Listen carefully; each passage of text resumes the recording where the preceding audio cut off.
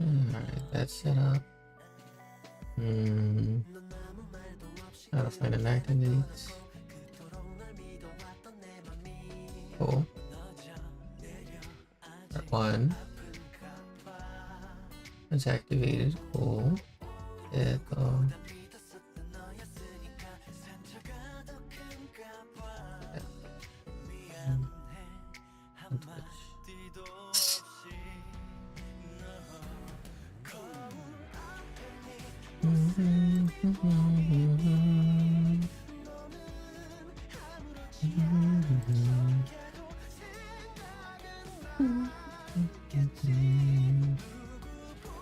Oh. Let's go for it. That's good. That. Alright. Hopefully everything goes smoothly.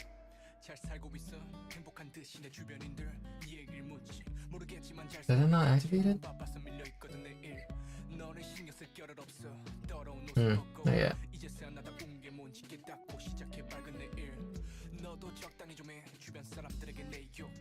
Alright, there you go.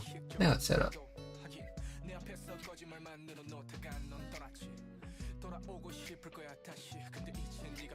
Okay.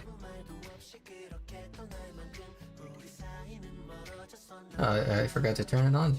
Oh.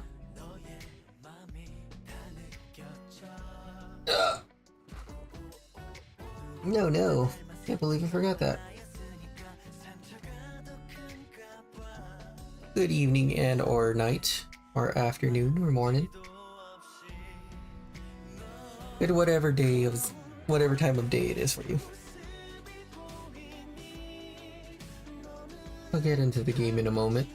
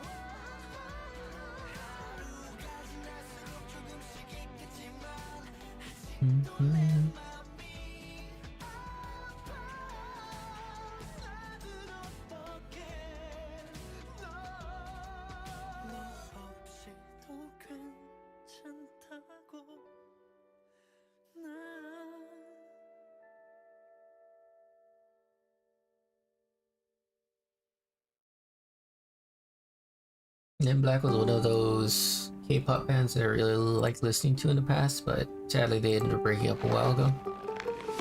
By a while ago, I mean like what, 10-ish years or something? Been a long time. But they do have wonderful music. And again, most of K-pop is pretty good. Alright, cool. Wanted Will, DLC. Alright. I think everything else is set in stone. Question is, should I go to gaming over here?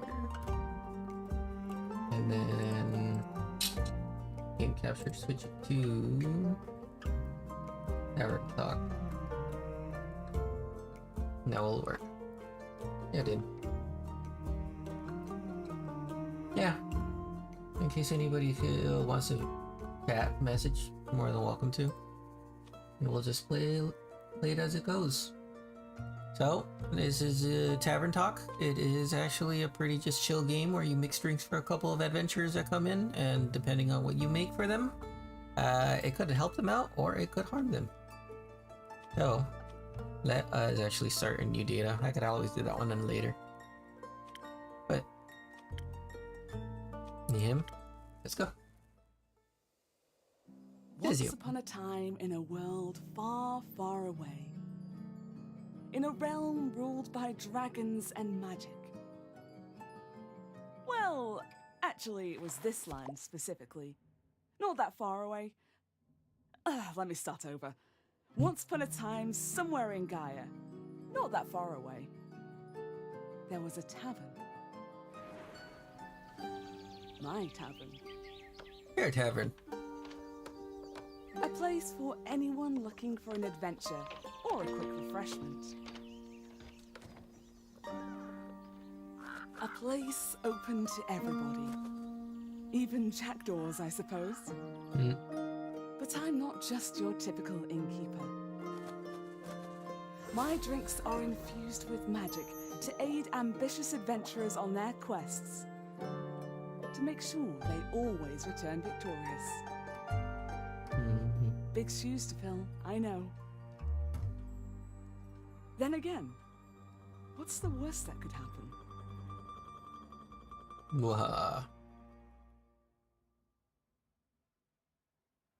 If we're the worst outcome could happen.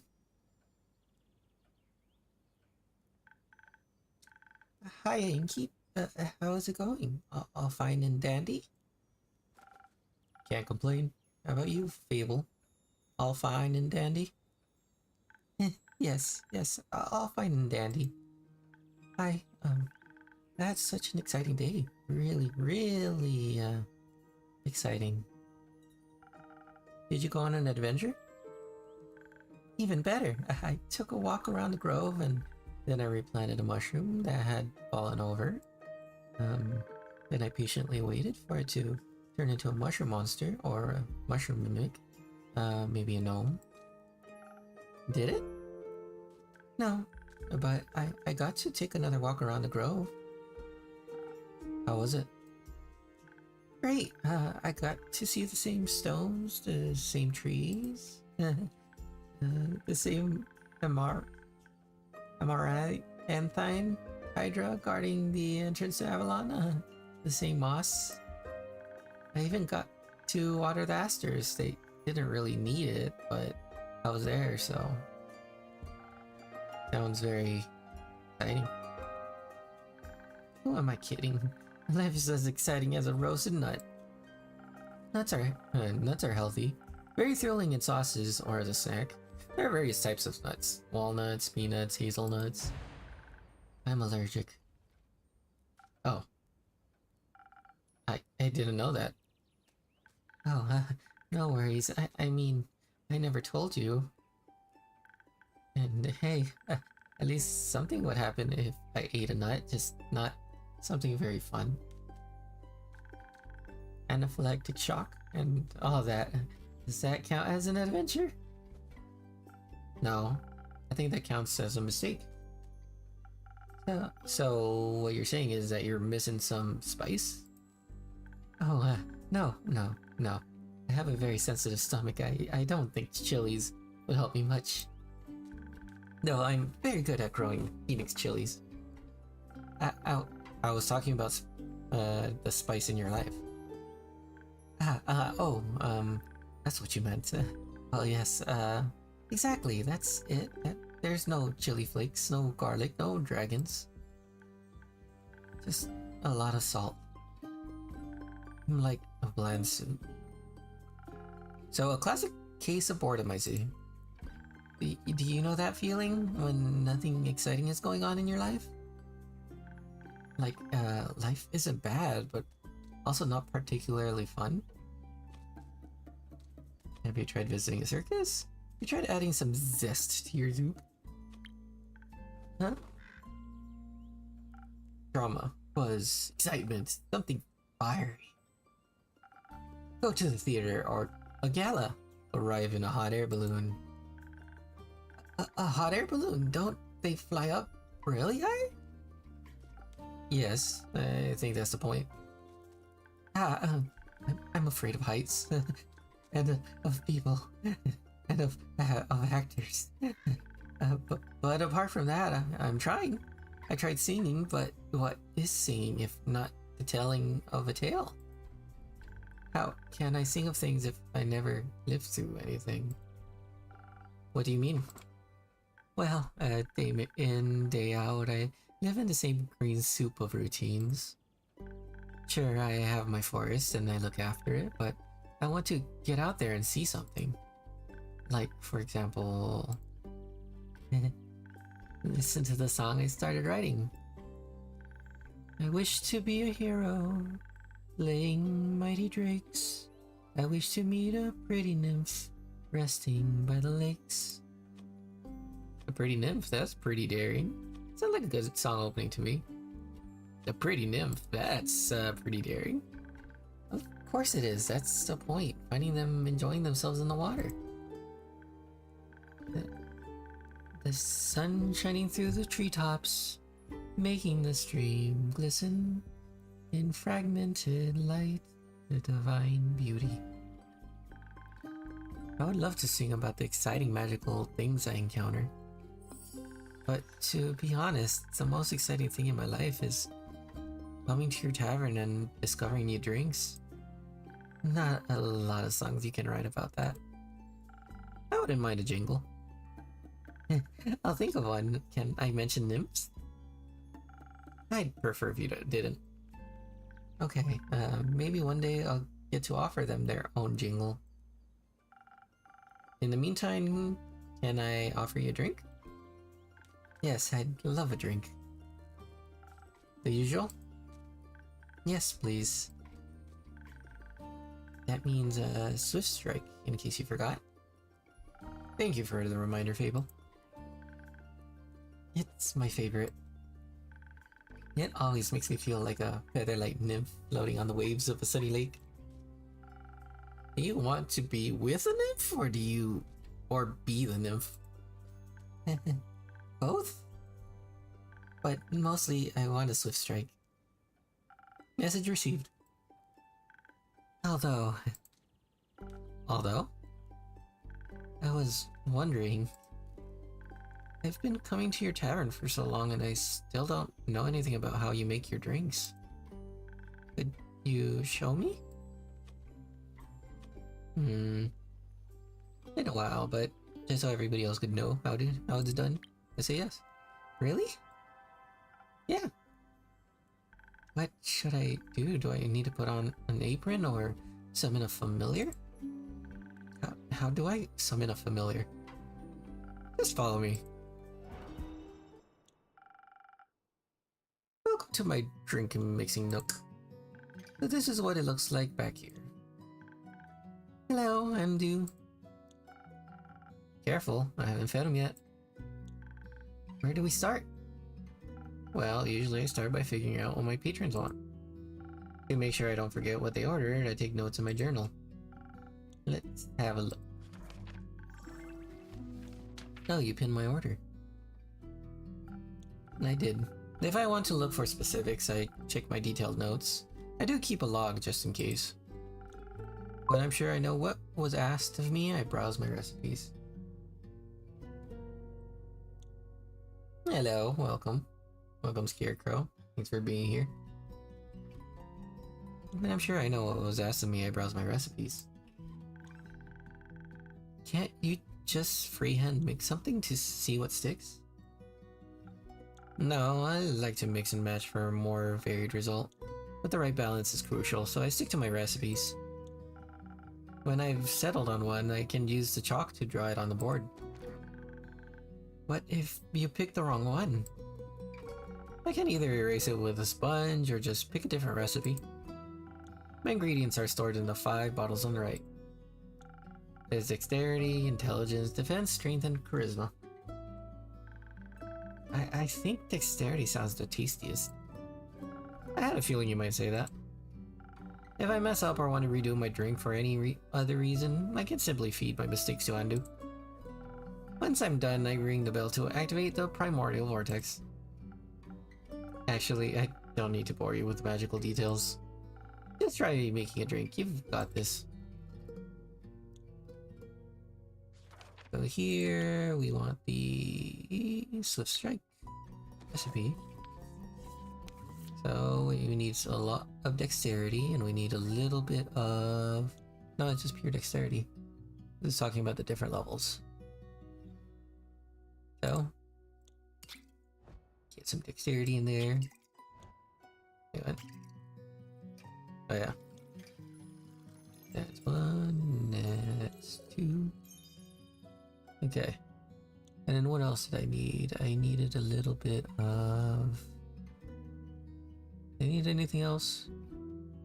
Yeah, okay. I need a little bit of intelligence, which is, if I recall correctly, this one. Oh no, that's defense. No, intelligence is this one. There you go. So an intelligence, one defense, and 3 dexterity.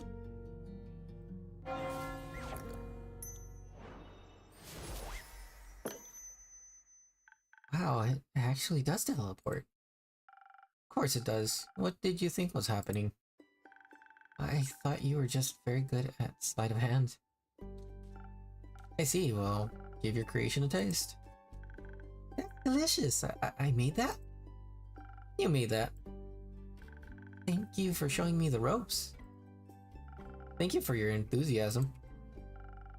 These adventures you dream of, aren't you scared they'd be the end of you? Maybe, but how would I know if I never try? Do you actually want to try? Well, yes, I want to tell great stories, but... But what? Never mind.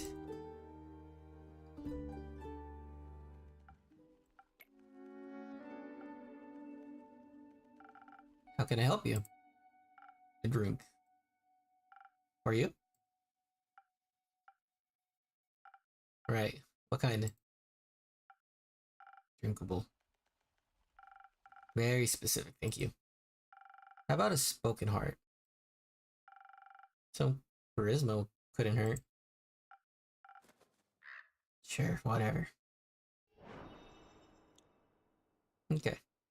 Spoken heart it is.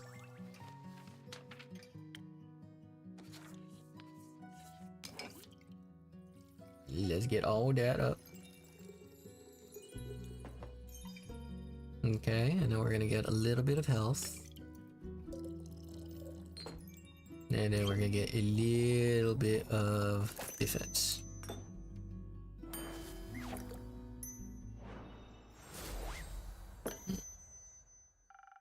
This should be digestible, maybe even tasty.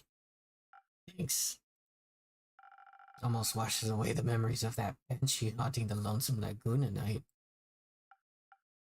And her bone-shattering song of sorrow. Almost. Overlocked. Song of bones and water. Alright. The brooding type, I see. What are you thinking about, Fable? Just dreams. Yours or someone else's? Mine. Other people seem to have the courage to follow theirs. Why can't I be like that? Isn't that up to you? I wish it was. My brother says my dreams are a fool's errand, that I'm running away from where I belong. We are rangers, Fable. We belong to the woods, like the stream that ripples down the mountain. Or the birds in the trees, we keep the balance. It's what we're meant to do. And is that what you want to do? Yes. No. Not really. I want to experience things outside the safe borders of the forest. I want to live a life so full of adventure. Boredom will feel like bliss. I want to be brave and strong. And I want to sing songs about my adventures that make other people yearn for the same freedom. Of course. I could never leave the Ashen Grove behind forever. It's my home. But there's nothing wrong with going away from time to time, right? I mean, my brother looks after the grove, and as well as my sisters.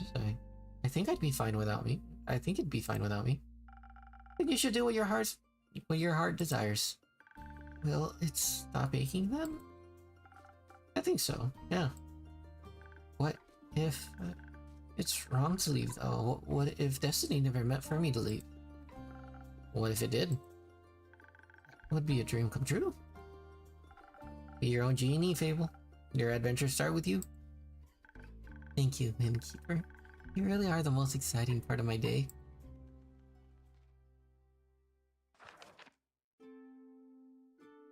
Yep. No, I didn't activate it. Right. Greetings, traveler. How may I help you? You own this establishment, innkeep? Last time I checked. With whom do I have the pleasure? Name's Sarah Lin. You can call me Sarah or Lin, couldn't care less. Nice to meet you, Sarah Lin. What can I do for you? Perhaps something to drink? You do the sit thing with the quest, right? So they say. You want one? You can have a look at my notice boards. Ugh, no. No quest for me.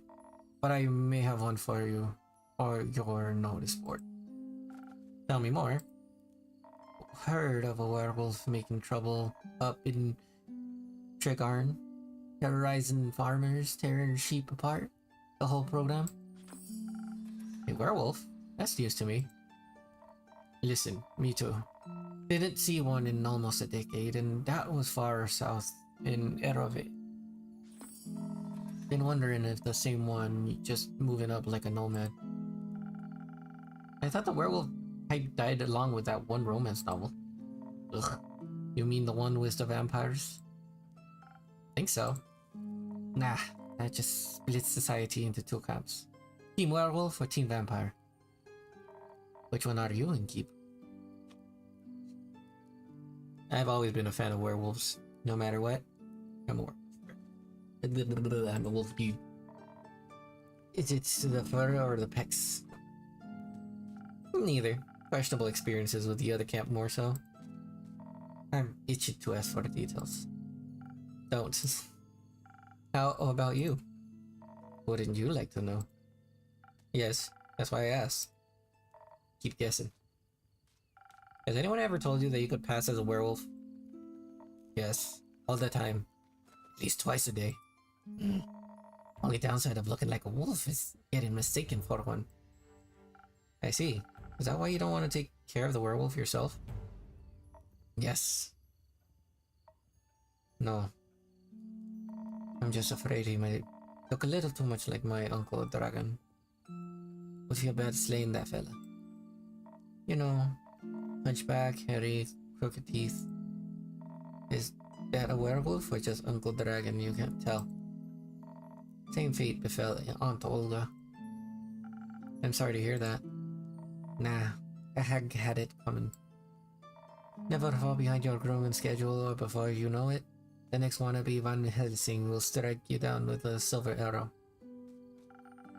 Do the Van Helsings also hunt werewolves? Eh, don't know. Don't care enough to check. Either way, that's Southern Werewolf, right? Yeah? Right, anything else that might help others get done with it rather swiftly? Fetch. Pardon me? Should they get into a dangerous situation, they'll just have to start playing fetch. That works? On any dog, trust me. Good to know. Thanks, Sarah. Lynn? It's not that hard. Either Sarah Lynn or Sarah or Lynn.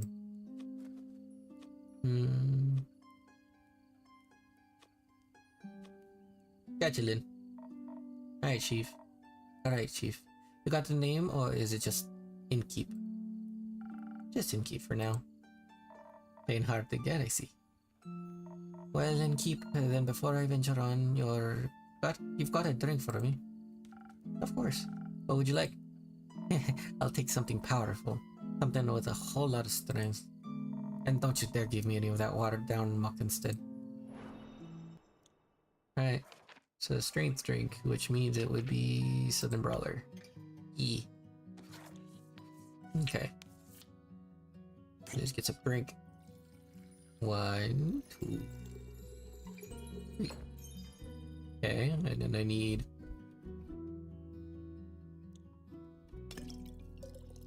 one charm and one defense.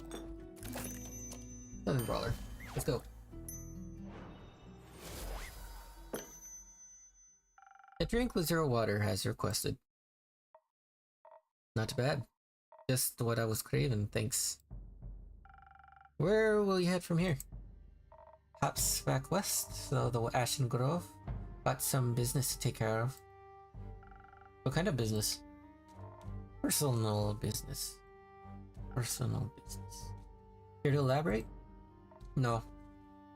But you won't stop asking until I do, will ya? No. My cousin claims her crops are being stolen by undead snails. Obviously, I'm pretty sure she's hallucinating. But I did hear some folks complaining about an undead uptick in the west, so might as well humor her. And make sure she hasn't turned into an undead snail herself? Something like that, yeah. It's odd, ain't it? Resurrecting the dead? It's certainly unconventional. That's one way to put it.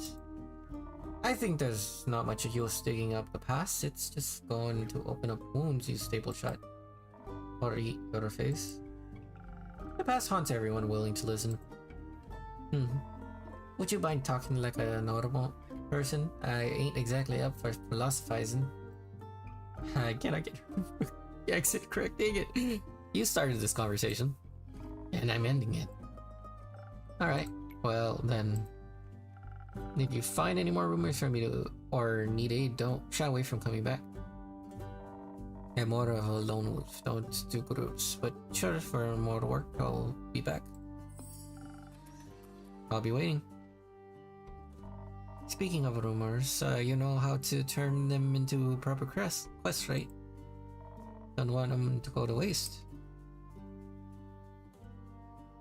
I could use some help. So everybody can see how it's done. Fine, I guess I've got a few minutes.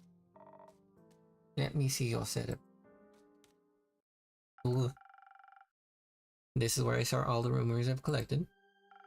I also keep them written down on my journal so I don't forget. Come on. I think the best next step would be sorting the matching snippets on your quest page. Just drag them over and make sure they're from the same quest. Otherwise, you'll end up confusing adventurers. Once you're done, select the quill of yours and it'll be written up. Got it? Got it. Thank you for your help, Lynn. Put it on my tab. That's not how that works. Good night to you two. Alright then, let's assemble this quest. Alright. Let's see. Welcome Shavukakin Carolyn told me about a werewolf who is roaming around Trigarn. Potential threat to villagers. This is talking about a banshee haunting Lonesome Lagoon. The usual amount of undead seem to be haunting the west. Undead snails. The werewolf previously has been seen in Erove, a southern town, a nomad, or do they have a goal in mind? No. The wolf's secret weakness is playing fetch. Apparently, no dog can resist the urge to run after a sick. There you go. I have such great drawing skills.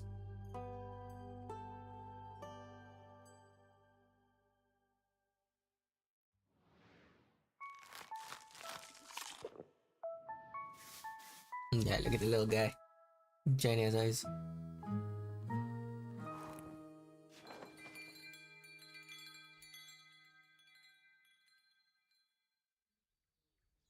Prelude to Bravery. 58th of the week.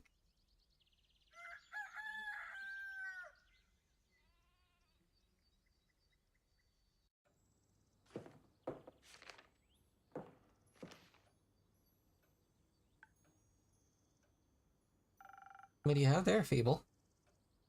I found this on your notice board. It says a werewolf is terrorizing Tregarn. Is that true?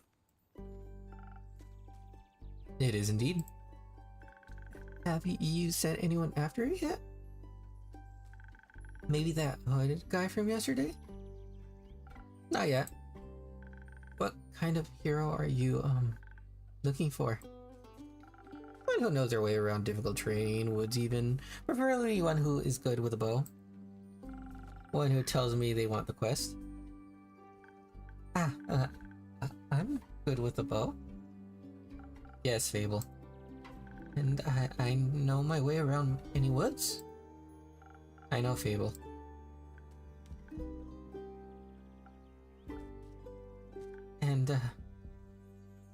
And maybe I want the quest? Just a maybe? No, not just maybe. Since yesterday, all I've been able to think about is you telling me to follow my heart. And then I step into your tavern, and the quest practically jumps out at me, and I think, hey, there's a start for an adventure. It's near a forest, you know, forests. You live in a forest. And werewolves are basically just normal wolves, but slightly scarier because they are also human, but you've talked to humans before. And you got silver arrows for your birthday last year, and you got silver arrows for your birthday last year, and they're just collecting dust in your room. And I thought I could ask you if anyone had taken it yet. And then I didn't think that far ahead. I see. Or rather, I did, but then I thought, what if I take the quest? Then I have to go on the quest. And I have to fight the werewolf, or talk to the werewolf, which is worse. Because what if the werewolf doesn't like me, and what if when I try to shoot it with my silver arrow, I miss and shoot a tree instead, and then the tree would be mad at me. But it wouldn't really matter because I'd be dead because of the werewolf. That took quite a turn. So maybe I should put the quest back. Fable? Yes? Do you want me to tell you to take the quest? Maybe. I can't make this decision for you. Neither can I. Whenever I have to make a difficult decision, it's like I freeze in place. And suddenly I'm unable to move until someone makes the decision for me. Like a slime, a frozen slime, a frozen slime that can't move. I've met slimes less anxious than you. You've met slimes? My tavern is open to everyone. Oh, right. What do slimes drink? Water. More slime. Bones. You sell bones? Only the slimes. Maybe you'll be able to add my bones to your menu soon. You'll just have to pick them up from the forest floor. I think I'd have a hard time convincing a werewolf to give up free bones. Why are you so anxious, Fable? In general? I think answering that would take up more time than we have to spare. About taking the quest, it seems to me that you want to take it, but you're trying to talk yourself out of it instead. Oh, well, I do want to go on the quest, where wolves may not be the best muses, but it would make a good start for a song, right? The prelude of an epic fable, the protector of the woods, the world, the worms. The worms? They seem like they need protecting. But, every time I think about embarking on a quest, and I start to think more deeply about what might happen, all my bones start to shake and I feel dizzy. Is there something making you feel like you might fail? Aside from the bloodthirsty werewolf? I don't know what it's thirsty for. It might prefer orange juice. It might. Well, heroes have history, right? Great feats they can look back on to prove their bravery. Inspirational adventures that remind them of the light in the dark. I have the opposite of that. Great mistakes and epic regrets. Like the Morgan incident. Or my first encounter with the Amaranthian Hydra. Or the reason why nobody wants to spend time with me. You're a Mary Morgan, isn't it? Your first encounter with Hydra. Why does no one want to spend time with you? Because I'm unlucky. I'm unlucky, and whatever good things are supposed to happen, I ruin them. No matter how easy things might be, nothing seems easy enough for me. Imagine there's only one nail sticking out in the whole kingdom. Everyone would pass by it except for me. I'd get caught on it and rip my coat. Did that happen once? Once? I wish it had just been once. Seems like my life only follows a path that's most embarrassing. Or dangerous. Or dangerously embarrassing. The curse of ill luck follows me wherever I go, like an adventuring companion who secretly wants to kill you. No one wants to hang out with someone who naturally attracts bad things. You're too harsh on yourself, Abel. Am I? See, just last week I wanted to gather fresh flowers. The daffodils are blooming and they make for a nice bouquet, you know? Or hair accessories, they always calm my anxiety when I have them around. But me being me, I confuse them with their evil twin, the weeping Amaryllis. Now guess what I spent the whole day afterwards doing? Weeping? Like a baby, all day long. When I pluck them, they release their spores and I start crying. I suddenly felt all the sadness of the world rush over me. I've never been so heartbroken. I'm sorry, that sounds horrible, Fable. It was. Between the tears and the sobs, I managed to make a tincture out of hogweed. It eased the pain, but the tears wouldn't stop until dawn. So silly sometimes. First encounter with a Hydra? Well, just the day after it arrived to guard the portal to the dream plane Avalon. I wanted to be polite and neighborly, so I brought in some homemade biscuits. I burned them a little in the oven. But I thought since it has fire breathing, you wouldn't mind. So I approached the Amaranthian Hydra. And I have this whole speech prepared about how I'm looking forward to having it around. And how its green scales matched my hat. But it was so tall and intimidating, I forgot all about what I wanted to say. I just sat down to biscuits and smiled awkwardly.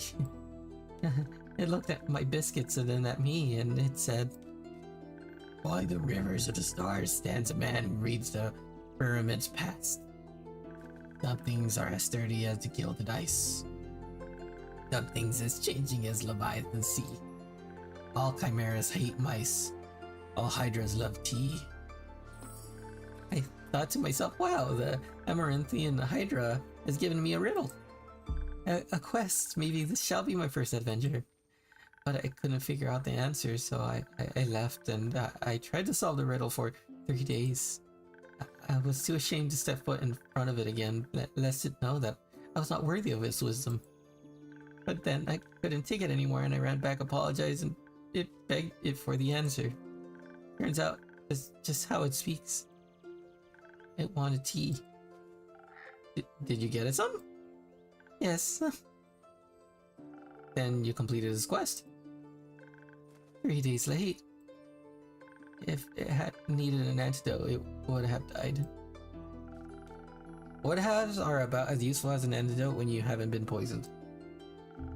They change nothing. I suppose you have a point. Mary Morgan incident? Yes, the Mary Morgan incident. It's probably the most embarrassing thing that's ever happened to me. Do we really have to talk about it? Well, if you want to. Alright, but just because it's you. An adventuring party was on their way passing through the Ashen Grove. Through the Sylvan spirits, it gets fairly foggy at night. And the fog bears great danger to anyone who isn't acquainted with the spirits who call it home. So they wanted guidance from a local ranger, a merchant in Tragarn recommended me. I agreed to help, of course, my first adventure. And no riddles to get confused about either. I was so excited, but also very, very nervous, so of course it had to go wrong. I think it was the nerves. Why were you so nervous?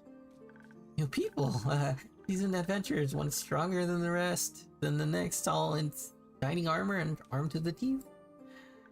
I wanted to leave a good impression, but my bad luck got in the way. How did it go wrong? I felt their condescending glares on my back as I walked them through the woods. Of course, I didn't know whether they actually glared, but my fear got a hold of me and I led them astray. I must have blacked out. I've never gotten lost in the woods before. But this time I did. I couldn't see well. There was blood rushing in my ears. I felt dizzy. So for some stupid reason, I led them along a path no one should ever take. Past the riverbanks of the Shivermire, home to the Mary Morgan. You know of the Mary Morgan, yes? The wrathful spirit that's known to drown men? Not sure if she really differentiates between genders though. For some stupid reason, I led them into her arms. I got scared and in the end, they had to save me. They fought the creature and we finally found a way out when dawn broke. And the fog ebbed away. I couldn't look at them for the rest of the journey. And I silently bid my farewells when we reached the other side of the Ashen Grove. I was too embarrassed to speak. I'm sure I'm still the laughingstock of every one of their gatherings. How am I ever supposed to set foot in the adventuring world again? To be fair, it could have been worse. I could have led them right into the arms of the wyvern chimera that resides in the Quag Mangrove. They say it has a taste for adventures, but you didn't. But I didn't. You seem to be very insecure. I think that's the biggest problem here. But how can I not be when everything I touch falls apart? You know that isn't true. You're right, I'm a great gardener. Everything grows around me, but I seem to just get smaller. Except zucchinis. I can't figure out how to grow those. Oh, in a way, I'm like a zucchini. I'm insecure because I don't know what I'm capable of. You'll have to find that out then. Like, on a quest? For example. Don't you think I'm a little underleveled? Do you think that will change by sitting around? I guess not. Someone has to help those people. Someone has to help those people, right? What if I don't and then no one else comes around? What if I'm the only chance they get? What if I'm not? What if there's someone better? The best thing you can do is try to help them. So what if another adventurer swings by and they're able to make the situation better? Isn't that a good thing? 4 hands are better than 2, and who knows, you might even end up forming a party. Oh. And besides, if it's perfect hero they want, they'll be waiting forever. I didn't think about it like that. Maybe I shouldn't decide to give up before I even try. After all, I am a very fast runner, so if I screw up, I can just run away real quick. That's the spirit. Okay, I fable a great gardener and a future hero, charmer of nymphs. I'm going to embark on this quest and save the villagers. And I shall return victorious. Did I do it right? Yes. Good job. I leave the quest in your capable hands, brave adventurer. Would you like a drink to aid you on your journey? Yes. Do you have something that can make me more nimble and quiet so that the werewolf won't see me coming? Something with a lot of dexterity? If I want to fight it, I'm going to need that surprise round advantage. Or maybe something that can help me with diplomacy? Perhaps it's just a hungry lost lichen after all and it only needs a pep talk and a hug. Maybe we could even be friends. But I would need something with a lot of charisma for that. I will leave the choice up to you. Just make sure you don't pick a random recipe. Please keep it to one of the abilities I asked for. Remember, your choice can influence my fate. It could change the entire outcome of the quest. But of course, if you're sure you're already aware of that, sorry for backseat mixing. Alright, she needs confidence. We're getting for some charisma in you. Okay. So let's go with 1, 2, a 3. And then we're gonna get some this. And then some of this. Because that's what it wanted, right? It's either, yeah. Okay. Put her up.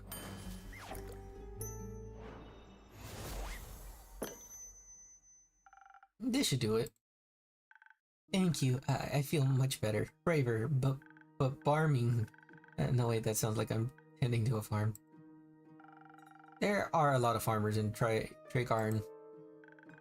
And I'm going to protect them all. Or talk to them until they feel better. I'm sure they could use that too. I just hope I don't have to fight anyone. No, I'll be okay because of your help. I'll be able to talk myself out of any situation. Thank you again. I think this drink gave me the courage I need to get started. You got this, Fable. I'll try. Have some faith in yourself. Okay, I got this. Much better. Oh, I almost forgot. I was thinking about how much of your words helped me yesterday. And how I'd have to thank you properly if I ever did end up taking a quest, so... I brought you some phoenix chilies from my garden. They seem like something you might enjoy. They possess natural magical properties. If you plant them in the right soil, they can grow to be fire resistant.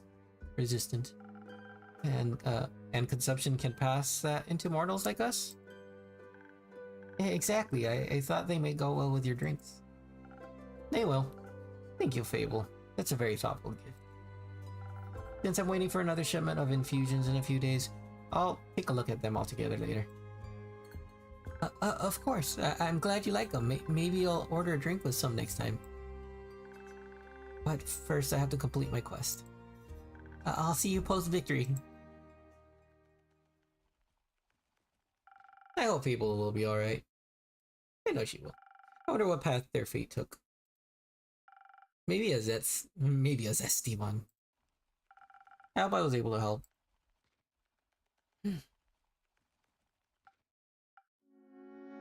You again. Me again. And who are you? I'm Batman. Someone who wants a drink. What kind? Drink. Yes. I get it. Could you try being more specific? Spoken Heart one tasted fine. Thank you. Alright. 1, 2, 3. Oh shit. 3.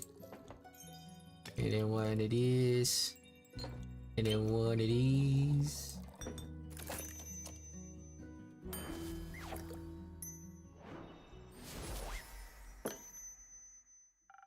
A spoken heart just for you. Maybe it will help you find more words. Good attempt. Perfectly drinkable. Might make me come back for more. Why not? Thank you. Enjoy. Charming.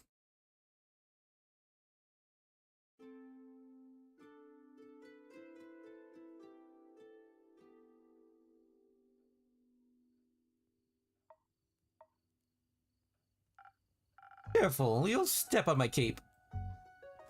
Oh, shush. Greetings, travelers. How may I help you? Ugh, another one of those empty blabbers. Do you prefer a different line? I can't confidently say I'm all but empty.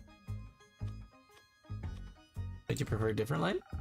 Let's see. Hail and well met, adventurers. Would you like to try me drinks? No, that feels wrong somehow. Could you try the one where you just serve drinks quietly? I'm fresh out of that one, sorry. Thought so. You're planning to try and peer into my backstory? Probably. Ugh.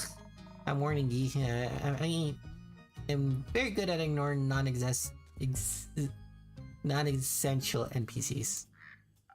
Why are you ignoring me? Not ye, Innkeep. Innkeep is ignoring me? Not in the slightest. Don't worry too much about him, he's a tad, quirky. I see. That thing on your shoulder, is it quirky too? What's the thing? Ah, my cape. Your cape? It's not his cape. That green fell on his shoulder. It's news, or what's left of it. And the rest of it is on you? Hey, hi. Pretty tough to clean off. Yeah, that's how that happened. He just did.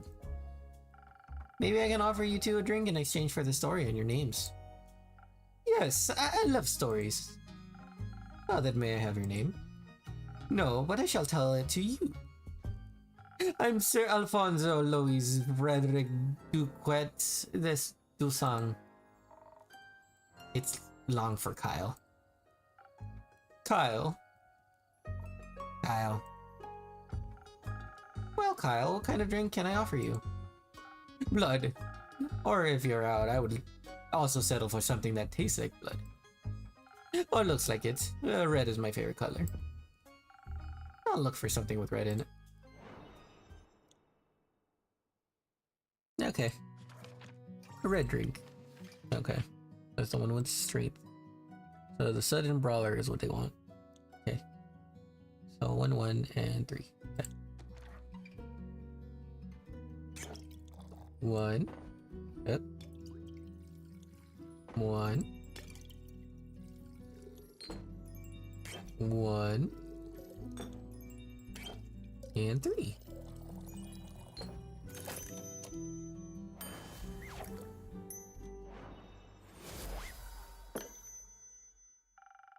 Some almost blood for you, sir. Oh, you're very kindly. That looks delicious. It also tastes delicious. Very live. Maybe as a chaser you could let me have a bite. No. Okay. And to whom may I offer the second drink? Rhea Frostgrip. Nice to meet. Yeah. Skip. Just serve me something strong, something that feels durable, tough like a mountain or the caves of Ur. One of those frosted lagoons looks close enough. Coming right up. Frosted Lagoon. Oh wait, right here. Okay. Man, oh these are pretty similar. Okay, so 3, 1, 1.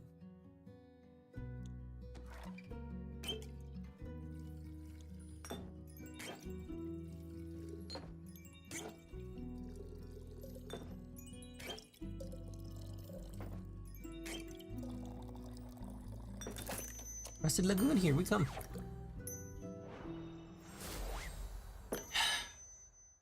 A taste of just for you, valued customer number 2. Oh, are you hitting the placeholder text? Let me try. I see you are many things, but not a liar. It tastes like Pal Rocks, just how I like it. So, Rhea, Kyle, what about the Oozeville story? Fine, guess you've earned it. Alright, picture me deep in the mountains of Dulvermere, with my trusty axe and a good drink by my side. There I was, minding my own business, digging for the good stuff, you know? Hit a gold vein earlier and deemed myself the luckiest dwarf of all time. Had a real big old pile of gold. Then suddenly this big ooze comes along and slurp. Gone it was. This is a very boring story. Perhaps we could go looking for my cape now. It's nearly sunrise. And the sun kills you? Oh, right. Did the ooze also eat the cape? Yes, no. Oh. Anyways, I would call myself the best warrior, but when that ooze slurped me gold, I had to do something. So I took me shovel and dug and hit and dug and hit until there was nothing left of the ooze anymore. Well, almost nothing. So did you dig out your gold? Silly food, she dug out me. And guess what he was clinging on to? The gold. Oh yes, a big gold nugget. Should be enough to get me to Boruvia. And perhaps it can get me a dandy new cape. I don't think so, Sunshine. We had a deal. Ah, we did? Please allow me to ask a question. What was that deal again? I get you to Borovia so you can participate in your fancy vampire banquet, and in return I get the gold. But what about my cape? Where did you last see your cape? Don't even bother. It's a lost cause. We looked everywhere on our way here. Fought cursed chests and many-eyed monstrosities, undead goons. And I started to wonder where in his life did this man put his cape. Where everyone puts their cape. You know where I put my capes. Where? In a wardrobe. Oh. So you can wear it inside the wardrobe then? What? No. Maybe we could find someone to retrieve your cape for you? We could? Phenomenal. I could put out a quest for you, but for that we'd need a little more information. Good luck with that. First, I'd need to know where you last saw your cape. I was getting ready to go to the annual Vampire Bouquet banquet, hosted by Lord Strutra in Boruvia. While getting dressed, I realized I couldn't find my cape. My first thought, of course I couldn't find it. The cape of invisibility is playing tricks on me. It's quite moody sometimes. Which is truly unfortunate when you want to wear it for an important event. We all know how important a fancy cape is for flaunting your vampire status. Of course. And what was the last vampire event you wore your cape to? My wedding. Your wedding? When I married my sweet Evelyn, I simply had to wear my most treasured cape. So, to show how important she was to me. Evelyn, the vampire countess Evelyn, residing in Merrill Castle. That would be her. Congratulations! Are you still married? Of course not. I hate her, every inch of her body. Turns out she just wanted. Spit it out, leech. Oh, What? My cape! Ah, rats. Here we go again. My sweet Evelyn stole my cape. What now? That little mean, vicious, beautiful beast. That thief of thieves robbed me of my most precious possession. Wouldn't that be your heart? No, I had that taken out centuries ago. But my cape, I could never live without that. Oh, sweet, sweet Evelyn, how could you do this to me? I trusted her with all I had. That's rough, buddy. Perhaps Innkeeper, that's your name, right? Sure. Do you think there's a courageous adventurer out there brave enough to retrieve my precious cape for me? I'm afraid my sweetest Evelyn will kill me on the sight if I ever set foot in her villa again. Yes, I think we can find such an adventurer. We're setting up that search right now. So where could a brave adventurer find Merrill Castle? Deep past the abyss of dread, at the foot of a mountain range that looks like a witch's bosom, towers the mansion of my dear Evelyn. Queen of darkness. Temptress of men. Flamenco champion of 1467. That right here should be able to outsmart her and escape with her life. But be wary. She bites. And she may be invisible now. Alright, I think I've got everything I need. I'll write up a quest for you. I'm sure you'll have your cape back in no time. I hope so. That reminds me. Not another cursed monologue. And keep quickly another drink. I don't think I can make it through another tale of woe without some artificial stamina. I need another lagoon. I'll see what I can do. A lagoon? Yeah. Okay. Oh yeah, another lagoon. Blup. And then a blup. And then a blup. And then a blub. And then a blub.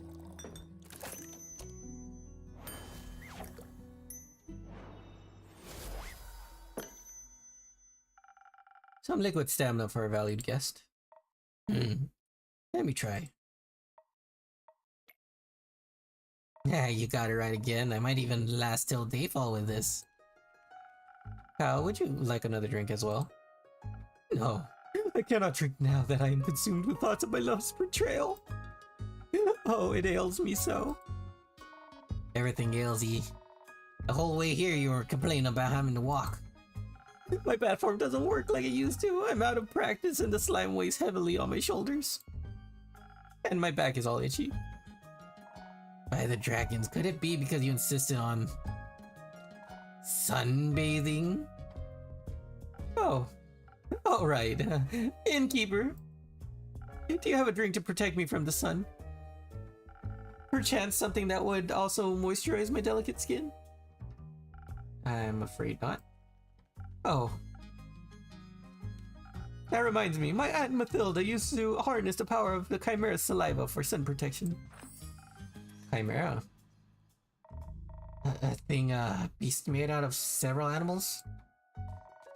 Got 3 heads and all, made by the dragons to guard Gaia, likes to eat people for breakfast? I'm aware, I just don't know its saliva could be so useful. If only I hadn't eaten the delectable bear chimera in the Scarlet Caves, I would have asked it for a sample of its saliva. I'm sure that would have gone over well. Actually, I might know where to find one. Really? Will you get it for me then? No. Oh. What?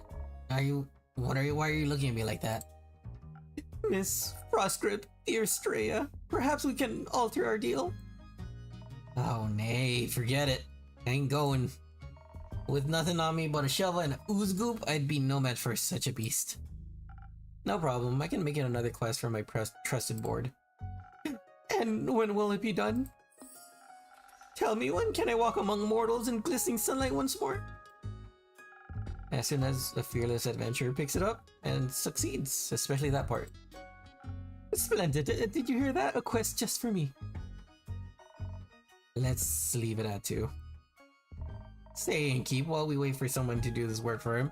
We could perhaps have a room or 2. Possibly a room without sunlight. Wouldn't want Snow White to go up in flames over here. Sure thing. I've got a couple of barred up rooms. You can stay there. How much? You can't pay when you leave. Grand. Seemed like they gave you more personality than usual. Keep it up. Maybe you'll become a real boy one day. Thank you. Enjoy your stay. You too, tasty creature.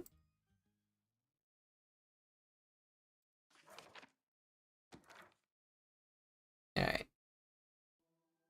Undead, a quirky vampire is looking for his keep. Let's see.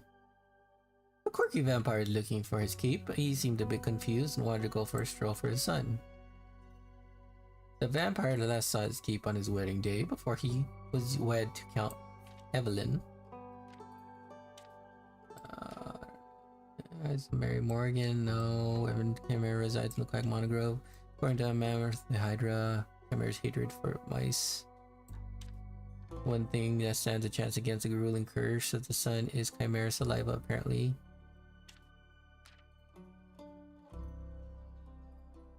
Invisible threats.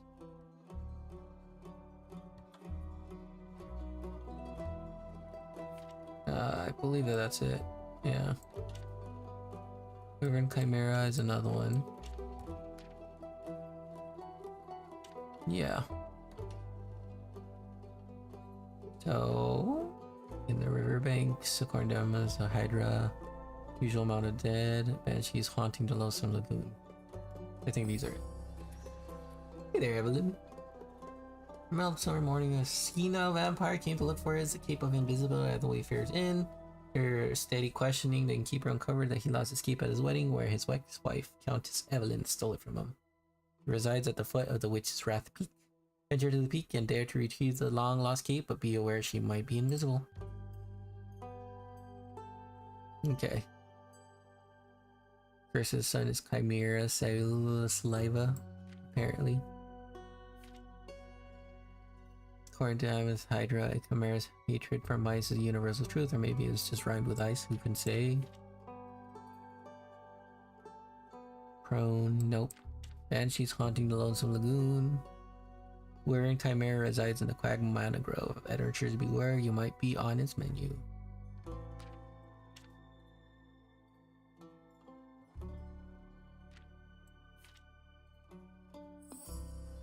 Until sunrise, deep in the Quag Mangrove resides a wyvern chimera. Its scales and claws are a valuable treasure to any alchemist, its saliva even more so. As it happens, a certain vampire may be able to use the rare saliva to produce a sunscreen so effective that even he could walk in broad daylight. If there is any adventurer or mouse brave enough to confront the beast, the chimera, not the vampire, and bring back a bucket of saliva, in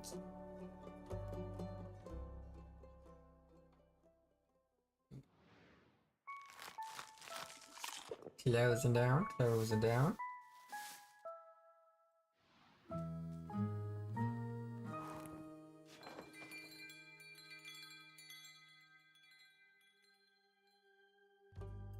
Alright, before I start the day, give me a quick second. It's gonna be a quick break. Be right back.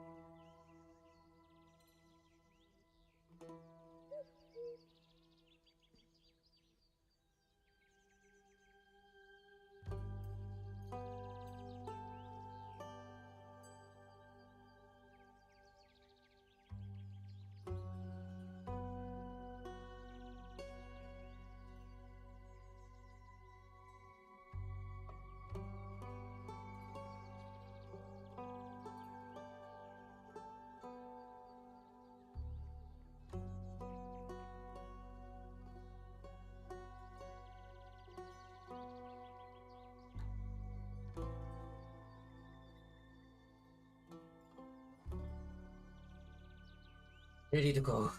Ready to. Let's continue it on. New friends and former enemies. 59th of the week.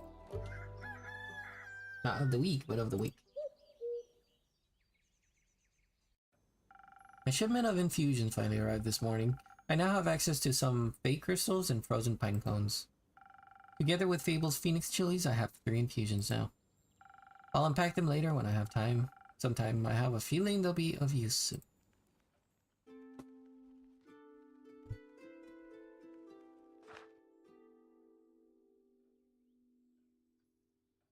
So, Innkeep, a drink for me and this lanky pal.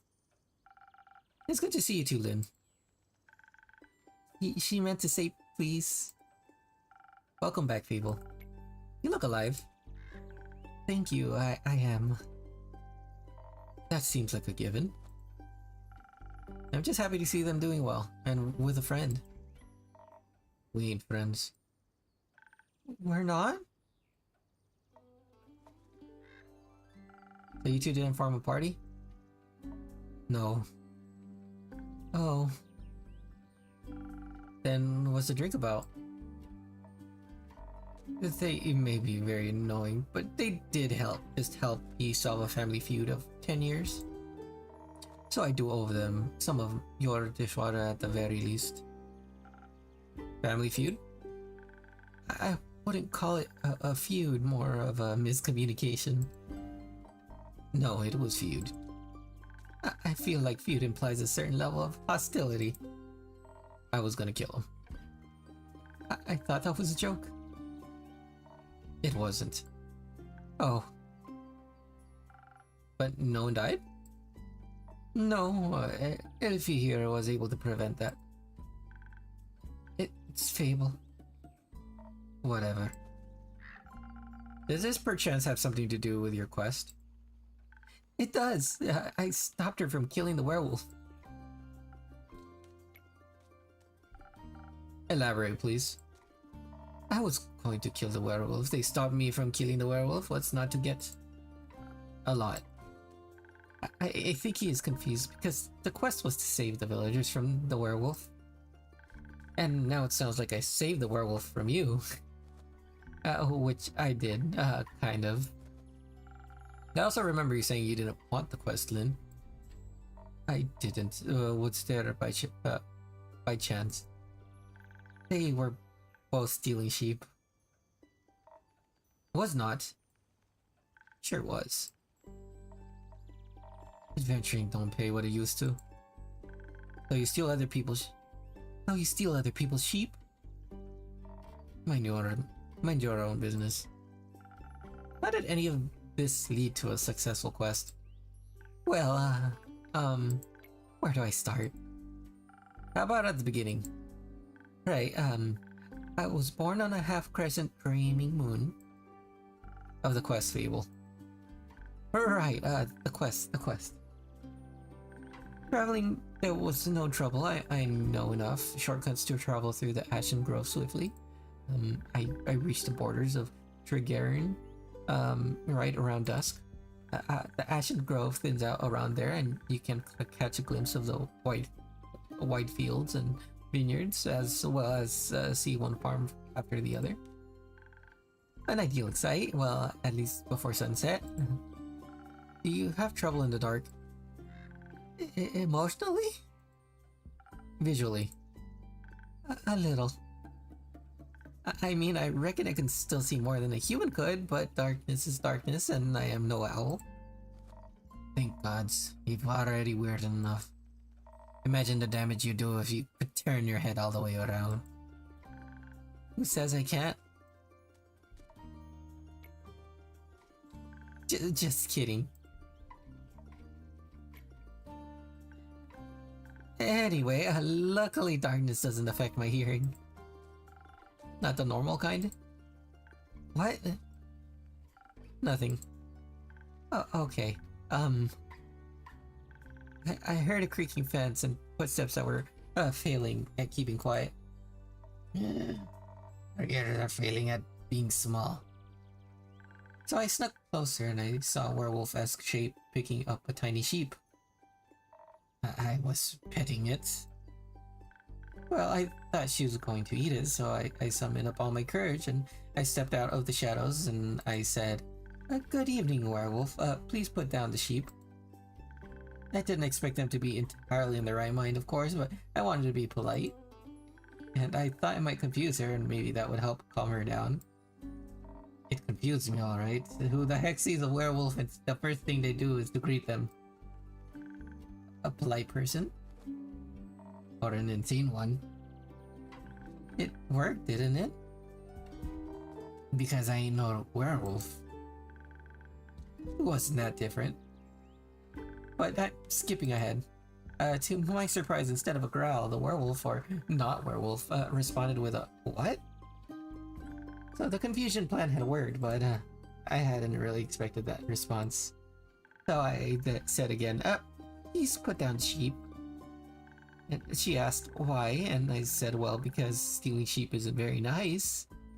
And she asked who I was. No, I asked, who are you, a guard? I was about to introduce myself when we heard this blood-curdling howl. It sounded like someone had ripped a hole into the fabric of reality and then pierced it with a hard yell. Please, it was barely a bark. And it made the blood freeze in my veins. I heard panting and heavy footsteps, and I barely dared to turn around. I turned around immediately. And when I did, I stared into the twisted face of a werewolf, yellow gleaming eyes, gleaming with jaundice. Sharp teeth, great claw, giant claws. He looked like he wanted to eat me right up. He did. But before I could beg for mercy, suddenly something rushed past me and lunged at the werewolf. When I regained my composure, Charlene and the werewolf were on the ground, fighting tooth and nail. And the sheep we were holding? Obviously, I set it down at that point. Good. So you went to Fable's aid? No, that ain't it. I noticed the werewolves. Flannel rags, they were blue and checkered and had an uneven print. Just like the kind of stuff Uncle Dragon likes to wear, that old... Hey, why can't I say that? What the... Youth protection. The age rating system is quite harsh.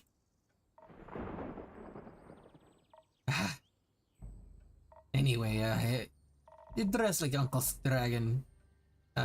Smelled like Uncle Dragon. Fought like him too. I was joking when I brought it up before, you know? Haven't seen that old man in years. I was coping about it by joking. That's the only way I can talk about him these days. Because of the feud? Yes. He used to be my favorite uncle, but then he changed. Became irritable and angry and distant. Fought a lot with Uncle Fedor. Cared more about the moon than he did his own family. Eventually he just left, ran away without a word. Left us and Uncle Fedor behind. Worried senseless. Until we found a letter saying not to look for him and all their savings missing. Swore I was gonna kill him if I ever saw him again. Always thought he just couldn't face up to his problems. Turns out his solution was just to get those problems as far away from everybody as possible. Idiot. Idiot. Did you talk it out with your fists? I tried, but Elfie stopped me. I'm glad they did. How did you figure that out? Oh well, she was yelling at him. I didn't understand half of it, but I how she was angry and hurt. I tried to get their attention by telling them to stop, but they wouldn't listen, so I shot an arrow right next to both of their heads. My aim was a little shaky, so I did end up grazing Mr. Dragon's ear. But it got them to stop for long enough to start listening to me. I threatened them that if they didn't stop to talk, I would shoot them both. I would have never done that, of course. But they must have believed me, because they actually stopped to listen. It looked mighty scary there, little pal. Thank you. I sat them down and did my best to be an insurmountable obstacle between them. If they wanted to fight, they would have to go through me. That sounds rather dangerous. Wouldn't have stopped for them. What? They're the size of a stick. You think you can stop two angry wolves? Oh, well, anyway. I used the opportunity to figure out what was going on. And that's how I found out about Mr. Dragon and... Sorry. Sorry, what was it? I don't know, I'm having a brain fart. Charlene. And the miscommunication. Charlene. Yeah. Feud. The future. Turns out that after Mr. Dragon was turned, he was too ashamed to admit it. But he couldn't stop changes and ended up hurting all the people he cared about. That's no excuse, of course. No, it ain't. If we had known, we'd have helped him best we could. At the very least, we'd have built a sturdy shed with scratch-proof walls for full moons. He didn't think that would have happened, though. So he decided to fix the problem by leaving, deal with it alone, and so on. but that only made it worse. Of course, he was too embarrassed to come back, so he just focused on the whole werewolf thing and not any human thing or kind thing, so to speak. Trying to find a cure, trying to avoid the moon, trying to find a place to sleep, stealing sheep. That's something they have in common. The sheep? No, the stubbornness, the unwillingness to ask for help. But the sheep too. But they had to talk about it. The silent resentment wasn't good for either of them. And you got them to do that? The little stick is oddly persuasive. Had us talking about it before I had even realized it. Didn't even want to. Maybe because you did want to. Maybe. How did it go? Fine. It'll take some time to accept his apology. We'll have to see him change first, then apologize to Uncle Fedor and the rest. But it was good to see him again. Yes, a hug did feel better after a great sword in his gut. Wonderful. Of course, there's still the problem with the whole werewolf thing. Idiot got so obsessed with the cure he still can barely control himself. We helped him realize that even a cure couldn't change what he'd done. That he has to accept he's different now and learn how to live again. Of course, it won't be easy, no change ever is, I learned that from you. But we have a group of werewolves living near our settlement. A small community that enjoys the company of our warm trees. We play charades with them a lot, and they taught me about the phases of the 7 moons and the secrets of the moon signs. That sounds like a bunch of It's real, you're a crescent moose. We introduced Mr. Dragon to them, and they promised they would take him in and help him deal with his lycanthropy. That sounds great. It is. It's a happy ending. I wouldn't call it an ending, rather the beginning of something new. So the end of one adventure is just the beginning of another one? Exactly. I like that. So after your heroic therapy session, you two decided to grab a drink together. Got offered to spend the day at the settlement. But they don't serve anything strong enough for my tastes. Plus, Elfie was dying to get back here. Was talking about how they need to update you on everything non-stop, would think they live here or something. I had to report back about the quest. I'm glad you did. They also started crafting something with the werewolves. It's something about it being for you and keep. Oh, really? Yeah. It's not finished yet, but I'll let you know, I promise. That wasn't that hard, was it?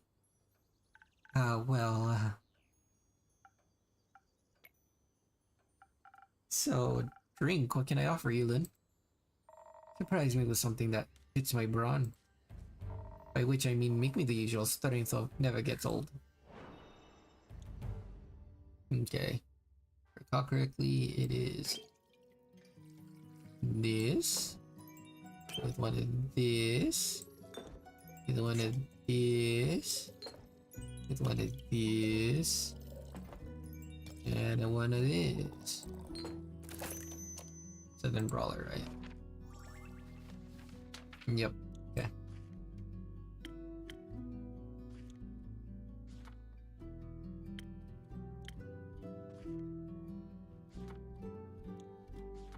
Okay. Moon swap. Alright, anyways. Yeah, let's go. Hey, Andu. Goodbye, Andu. Surprise! Not bad. You should do this professionally. I'll think about it. Fable, what about you? Do you have something that'll calm me down? Maybe bring some of my agility back? Like a swift strike back to my senses. Had a stressful day, night, morning. sequence of events. Okay, if I recall correctly, it is 1, 1, 1, 1.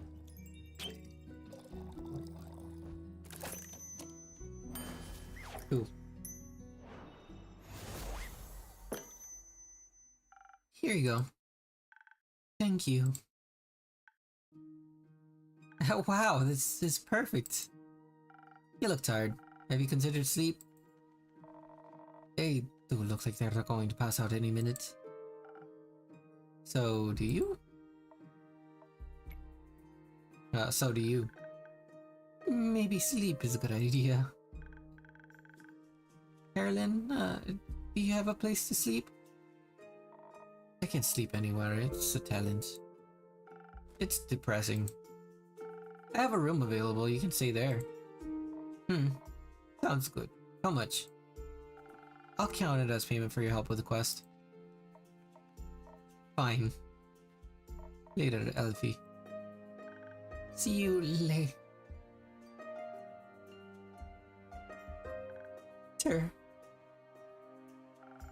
Are you heading home, Fable? Yes, I've been gone for a whole day. I need to get back and make sure everything is still growing correctly. Maybe take a nap first? Yes, that too. Did you enjoy your first quest? I did. It was scary and different from what I expected. And I didn't know I was good at pretending to be charming.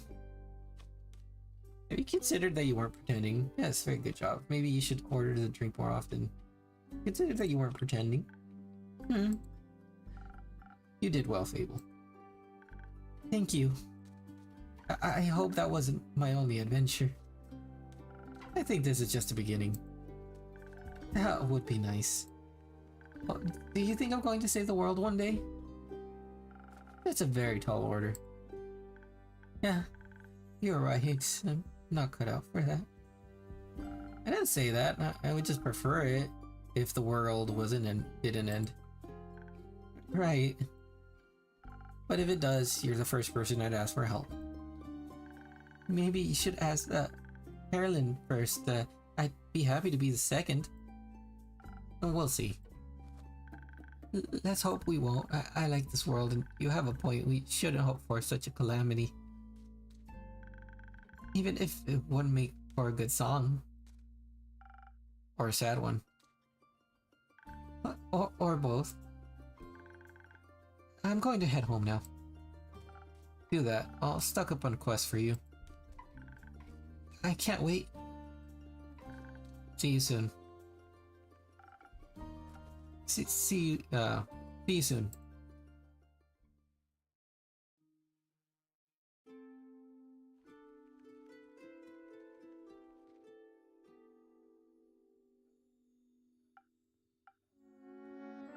Good evening to you too.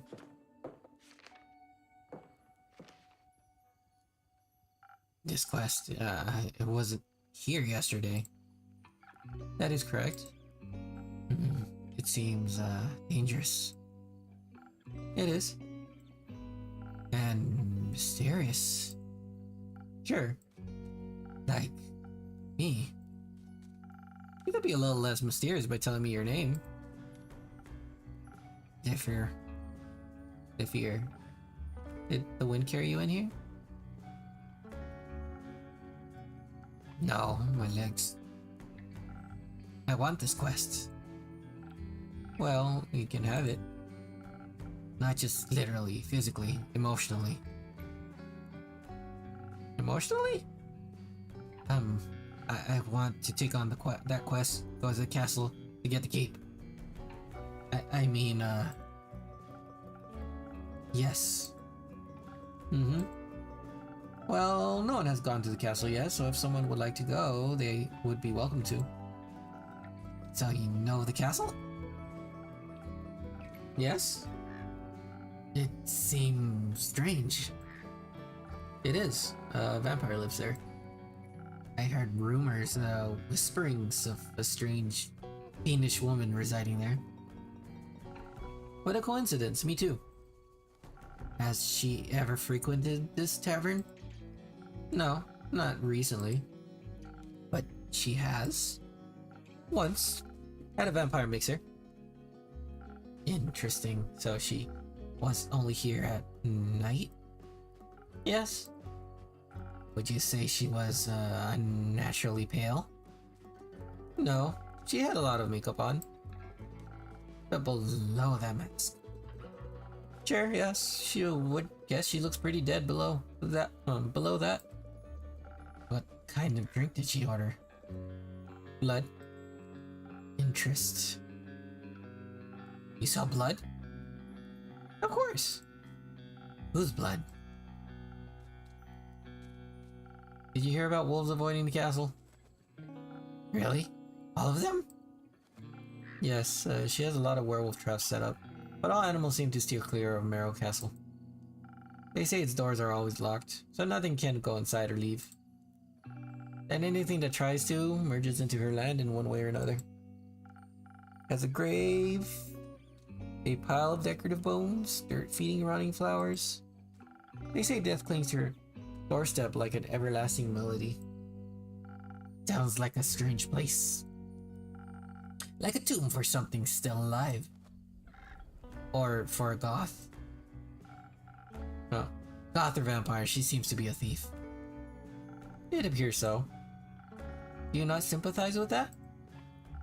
Thievery isn't an honorable skill, but it must be performed in secret.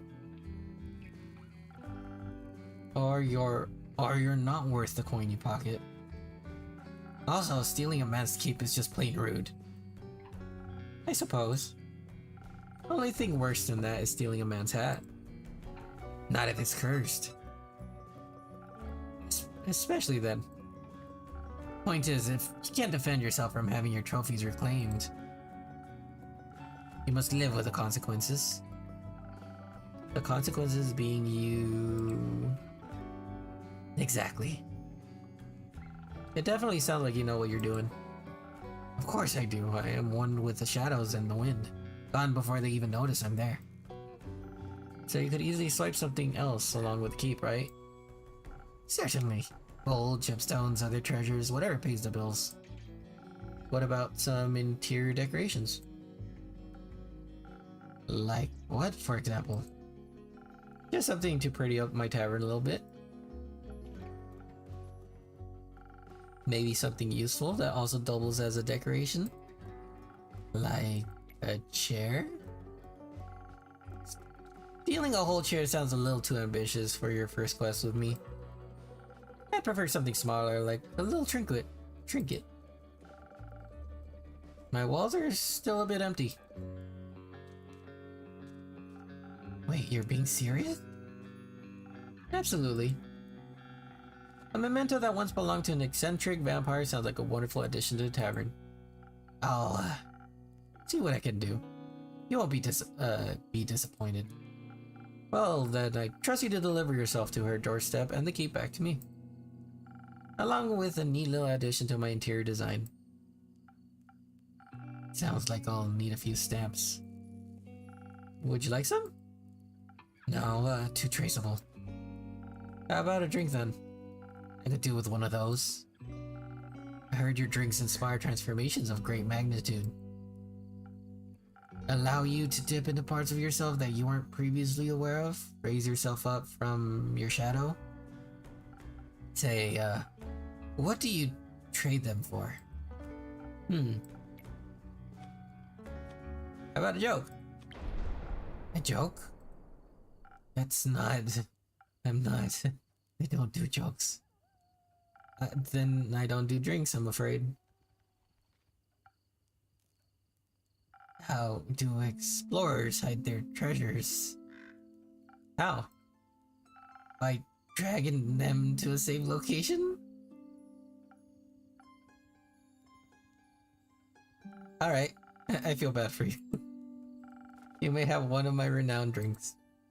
And some of my renowned infusions. In fact, I just got a fresh shipment today. I was finally able to unpack them. Infusions? Intriguing. What vile magic do you have to offer? For your purpose, I think you could benefit from either fake crystals or a frozen pine cone. The frozen pine cones have absorbed some of the nature's icy properties. They can help you form a magical frost barrier that will hurt those trying to harm you. The fake crystals hail straight from Avalon allegedly. If consumed, they'd turn you invisible, eventually. And for a bit, the duration is a bit unpredictable. I've also got some phoenix chilies, but I don't think those would be very useful for your situation. Interesting. So, what dark depth of yourself are you looking to explore? I fear that Lady Evelyn may be of the undead nature. So, I must be strong and vigorous if I want my stake in her heart before her fangs are near my neck. Oh, that does sound appealing. Strength I can do. And some frost armor should help with the fangs. And some frosting armor should help with the fangs. Or perhaps the smarter route would be to evade her wrath entirely. To out-stealth her and steal the cape from right under her pale nose. So that she may lie in the shame of having lost against me. I think such an approach would require a certain amount of dexterity. And some invisibility could help with staying unseen, should my speed and agility not be enough. Help me with the decision, and keep your wisdom is no joke, is it? Now that I have access to infusions, I have to be careful of how they interact with other ingredients. They might alter the drinks in a way where I have to use different ingredients than usual. Should make sure to keep an eye on the coaster shape on the mix, so that I mix the correct recipe. Maybe you should try adding an infusion first and adjusting the drink from there. Let's give it a try. Okay. So we're going for the fake crystal. Wait. Yeah. Okay. Which means that I need more dexterity. Yep. Dexterity. And then I would need... We already got intellect. So that means that I might need... Is this right? Yeah, you.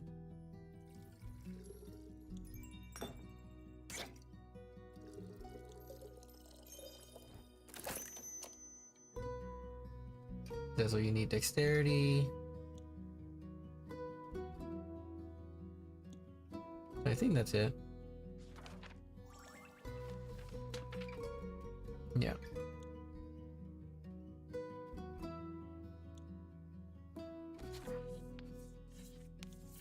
I don't know why I put Frosted Lagoon, but whatever.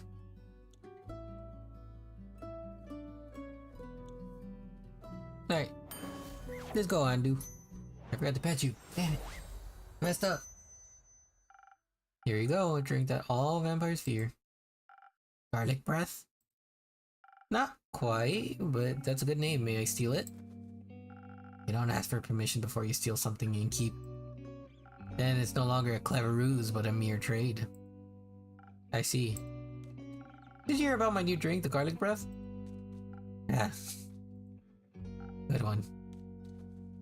It tastes like, not garlic, but just as fearsome, a vampire.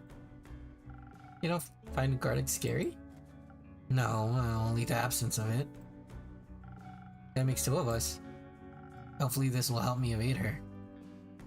I'm not prepared for a fight, but I won't need one if my steps are as swift and quiet as the wind. And if she can't see me, goodbye and keep. I would say pray that the sun will carry me back to you. But my hopes do not lie with the realm keepers, and I shall be damned if they control my fate.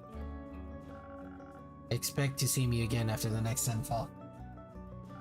If you do not, speak of vengeance. Vengeance makes for an early grave. Or for a good story. Farewell.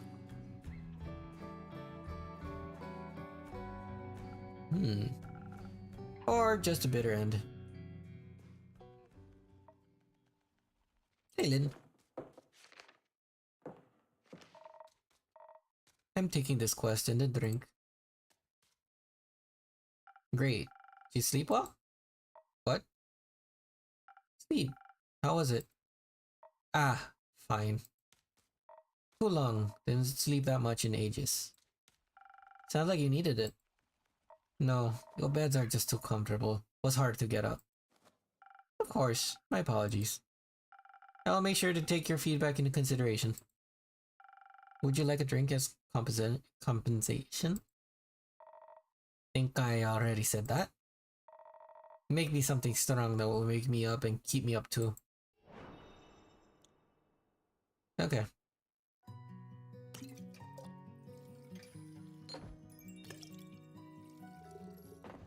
Because I don't need any infusions, right?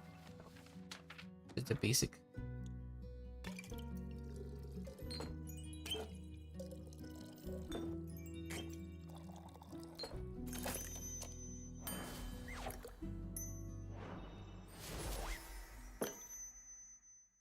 Something strong coming right up. That is strong, just the right amount of too much. Maybe I should call this drink the Carolyn. No, you shouldn't. Anyway, to the quest. Yes, the quest. I'm taking it. So you said.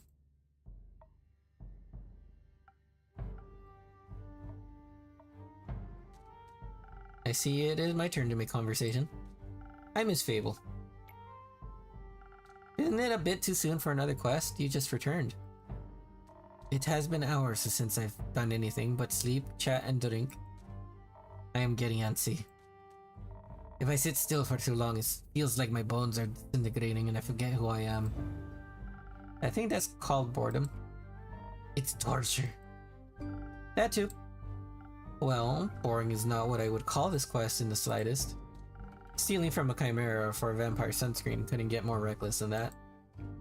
It could be taken Elfie along. It could be taken Elfie along. Fair point. Please don't. I won't. So the saliva's for a vampire? Vampire sunscreen. Can't a vampire get their chimera goo themselves? It's a wyvern chimera. Vampires and fire don't mix too well. Also, if everyone just did their own quest, the quest economy would be in shambles. Suppose that'd be terrible for your business. Indeed.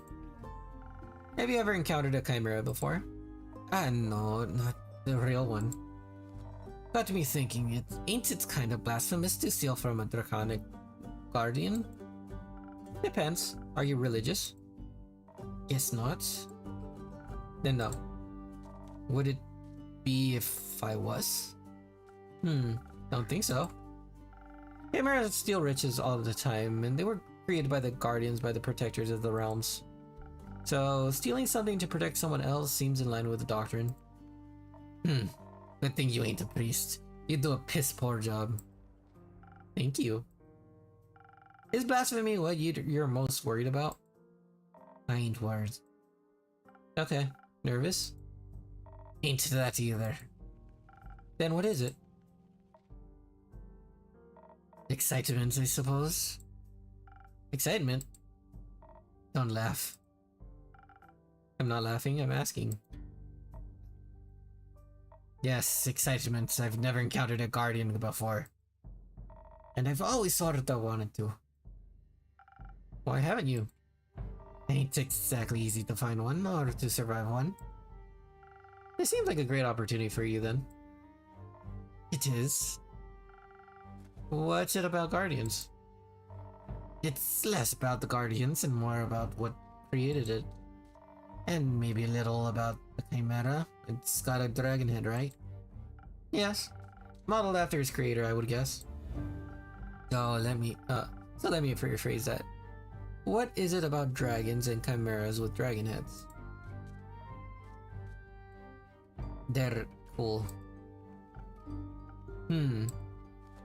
Also, when I was little, my baba used to tell me bedtime stories about the dragons every night. She was a great adventurer and encountered many of their creations on her journeys. Not sure if it's true, but she always claimed she met each of the realm keepers themselves. Had little keepsakes from them and all. My sword's one of them. Passed it on to me before she passed. Left. One day she was just gone. Think she wanted to spend her last moments somewhere else. Like to think she visited one of her dragons one last time. Your family has a leaving problem. At least she left our savings alone. That sword and her stories are all I have left of her. Going on this quest, it almost feels like I'm stepping into a memory of hers. Did she ever tell you about a wyvern chimera?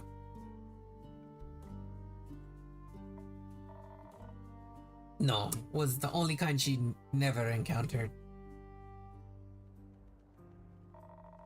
Had quarrels with those feline ones, different varieties of scales, even a cow one I think, but never found a wyvern one in all her years.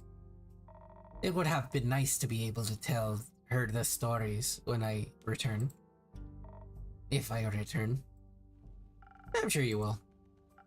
You can tell the story to me. I don't know if I make for a good baba, but I do enjoy a good tale. I'll think about it. You already got me talking too much. This is you talking too much? So, you like dragons? I do. They're fascinating creatures, very interesting, very magical. They are. They're fascinating and magical. Used to pretend I was one when I was little. Really, wanted their magic and their wings. You can't just ask them for their magic, not sure about their wings. I ain't a priest either. Besides, I'm a warrior. Don't do all that magic. Why not? I like my sword and my muscles. They're a good combo. And I don't need to rely on anyone, not even dragons. A little help never hurt anybody. Little self-reliance don't either. If you say so. Does that mean you don't want to drink to prep you up, Lynn? Didn't say that. I see. That doesn't count as help? It's pretty payment for me taking on your quest. Sure. You'll be happy to hear that I have some incredible infusions to offer. What that could greatly help you with your quest. Nah, that sounds unnecessarily complicated. Let's keep it simple. Alright, what can I get for you then? I reckon a little bit of a boost for this body couldn't hurt. They're quick and toothy, so I'll need to be too hardy for its bite. Some defense might come in handy. Or something for the brain. Baba talked quite a lot about how much they enjoy a good ruse. Maybe I can outsmart it with the right play. But I'd need some intelligence for that. Won't be risking it all on a bad idea. Are you sure you don't want any infusions? Just a little bit of a phoenix chili would make you fire resistant. That could be very useful in a fight. Dragons, you're stubborn. Sure, I'll try one. And on top of the trickery... No, one is enough. Either you mix defense with your weird chilies, or you get heavy on intelligence. Don't need any more of your fancy tricks. I don't care which one you pick. It's your job. Figure it out.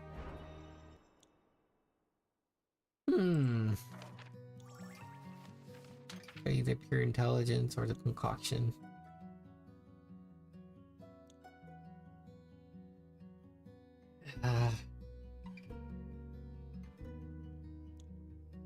He said that she likes her brawn the most, so that means that she enjoys fighting a lot. She talks about wanting the power of magic. I didn't really get this far before. I think this was like the last one, so... I think last time I chose... intelligence? I think I might go for intelligence again. Yeah, let's go for this one. I'm going to pacifist route. Okay.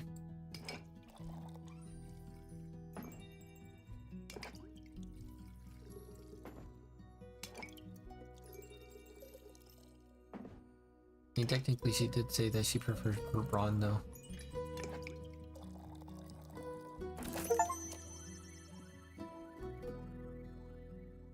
Hey, Andu. Good Andu. Even his eye has become a nebula. Alright.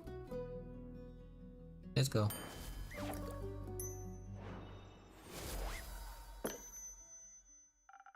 Figured it out. Thanks. Hope you seasoned it with some trickery. It does feel weird, like my brain is sparkling. No refunds. How urgent is this sunscreen? Pretty urgent. The sun tends to not take a break, even for vampires. Maybe he should sunbathe less then. That might solve his problems. Might. But when has an easy solution ever been fun? Good point. Good point. I'll see what I can do. Maybe they got some mice in the mangrove. Good luck.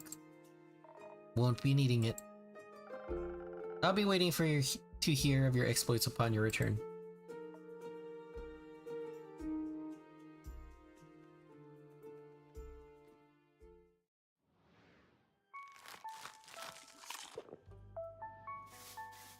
Tin, tin, tin.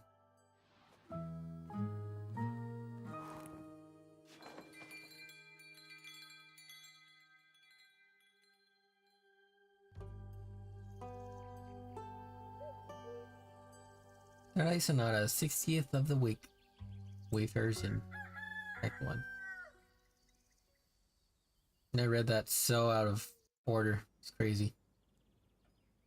Hey, Innkeep. Hey, Chrissy. Long time no see. So true. I've been pretty busy with this hatchling season. A lot to do? Yeah, the birds seem to be in a slight uproar, like something is amiss. I just can't figure out what. Animals often have a sixth sense, you know. They do indeed. Anyway, hand over a drink, will you? Of course. What'll it be this time? Something for the wits again? You know me so well. Too well, I guess. That's the curse of being a regular. Eventually I'll have you all figured out. I hate to disappoint you, but you're wrong today. Am I now? Yes, I'm quite confident in the capabilities of my mind and my wits. Of course. So what I'll need instead is something to protect me from the weather or foe. I'm steel for any situation. That makes sense. I'll see what I can do. So it's defense, and I don't know if it means with... Okay.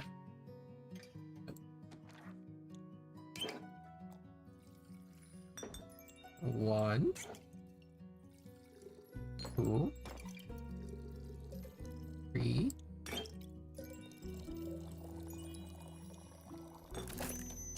Frosted Lagoon. Order up. Poke. Shine. Alright, let's go. Goodbye, Andu. Liquid steel, just a bit more digestible. This is exactly what I need for my trip. Where are you headed anyways? Oh, to the island of Boreas. I want to reconnect with some friends at the annual Borean Art Convention. Isn't Boreas difficult to reach? Not exactly a place known for its population. The convention is especially for creatures like sylvan spirits, trolls, and the like. They'll also be electing the scariest monster for the next issue of Screech Magazine. That sounds exciting. It'll be a sight to behold for sure, but do you know what I'm most excited about? Nymphs? No. They're pretty, don't get me wrong, but definitely not the reason why I'm going to Boreas. That'd be Fable's reason. You're so right. If you do happen to meet a nymph, greet them for me. Sure. Now that we know what I'd be excited for, how about you? The geysers and hot springs, especially around this time of year when the mornings are still a bit chilly. And the sun tickles the sky on the horizon. That sounds lovely. I'm sure those things will be nice muses too. Bet, I'm bringing an extra set of paints this time so I don't run out again. I mean, Fable taught me how to make some from flowers and berries, but Borean flora is unsuitable for things like that. Seems like you're well prepared either way. Absolutely. How are the birds doing apart from being in distress? Well, the cinnamon green-cheeked conures are growing up to be such a lovely bunch. I can't wait to release them back into the wild once they're strong enough. With your care, they'll be ready in a heartbeat. I'm guessing you're taking Ruby and Merlin along to the convention? Of course, and for the others? I obviously can't take them with me. But I asked Fable to look after everyone. In exchange, I'll teach them how to grow zucchini. Speaking of which, I wanted to leave my keys under their doormat. Sorry for the short stay, but I gotta hurry or else I'll miss my boat. It's quite the walk to their treehouse. And you don't want to have to compensate me for that, do you? I wouldn't mind, but I don't want you to be late to your convention. Well then, so long and keep. Let's see you soon.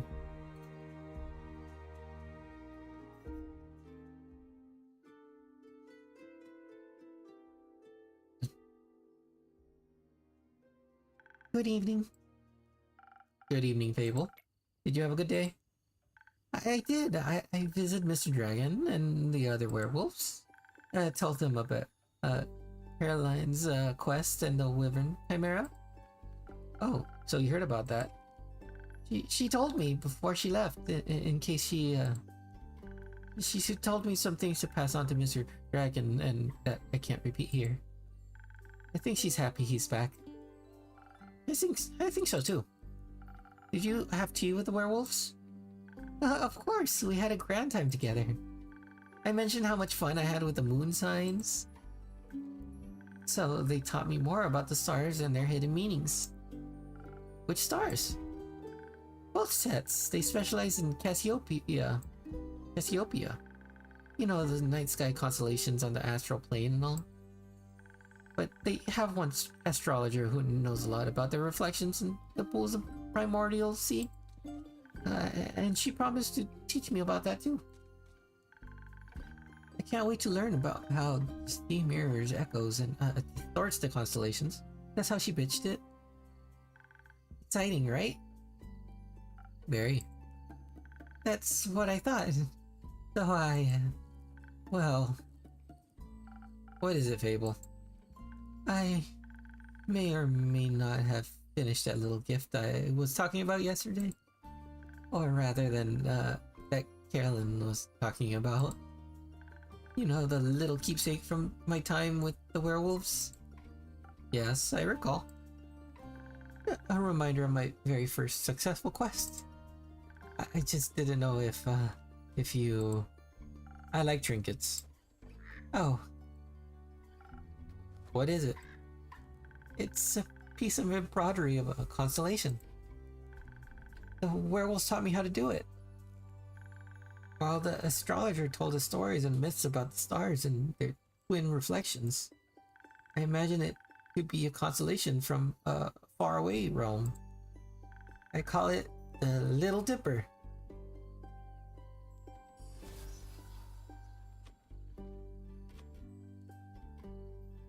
It does look a bit like a Little Dipper. Using a lot of imagination. Who knows, maybe there's a world out there with this exact configuration of stars in the night sky. There might be. Maybe the Little Dipper is part of a larger constellation. A bear, for example. A bear?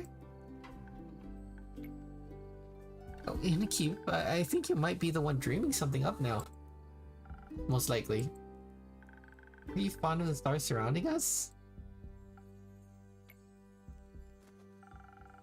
I do like to watch them from time to time. Yeah, it's Tavern talk.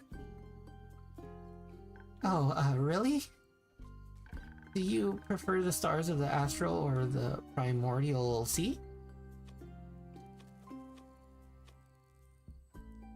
Astral sea. Really? That's surprising. Then again, you do help people change, just like Cassiopeia. You'll have to give me your birth data soon, so I can calculate your birth chart. If that's okay with you, of course. It is. I'll write it down for you. That's great. Thank you. I think you may be double jackdaw. Are you? We'll see. We will.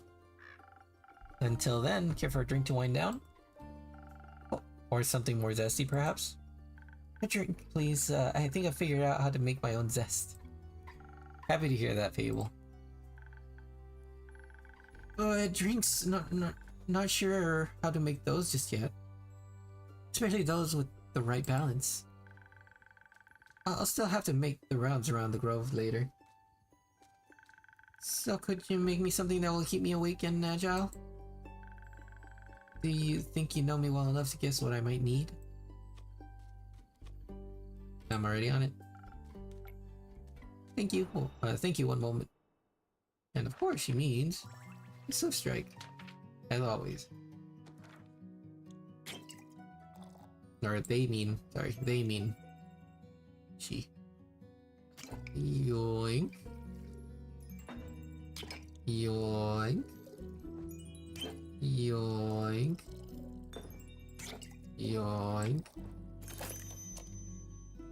Yep, her favorite, or their favorite.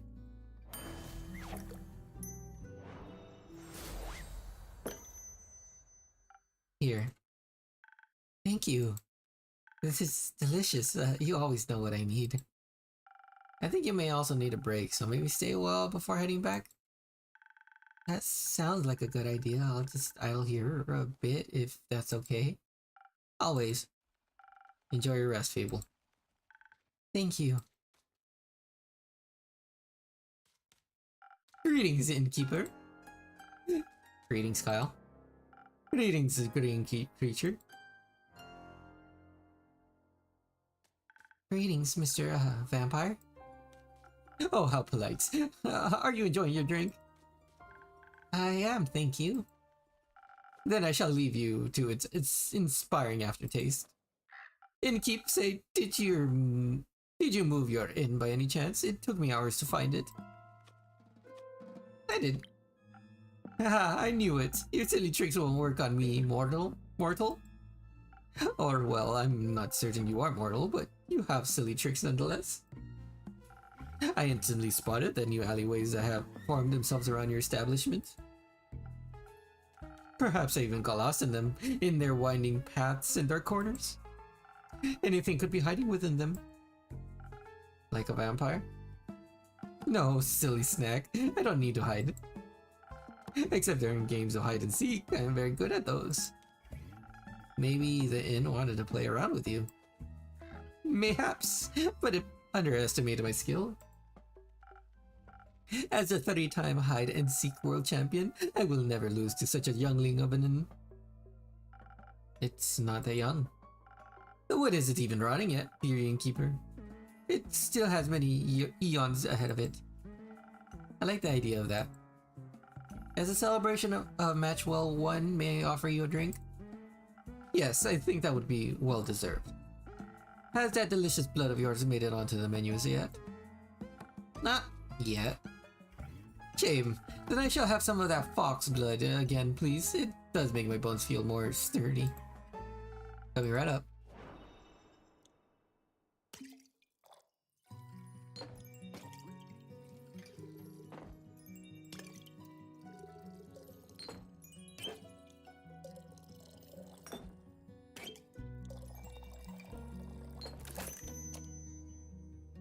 Double checking. Yes.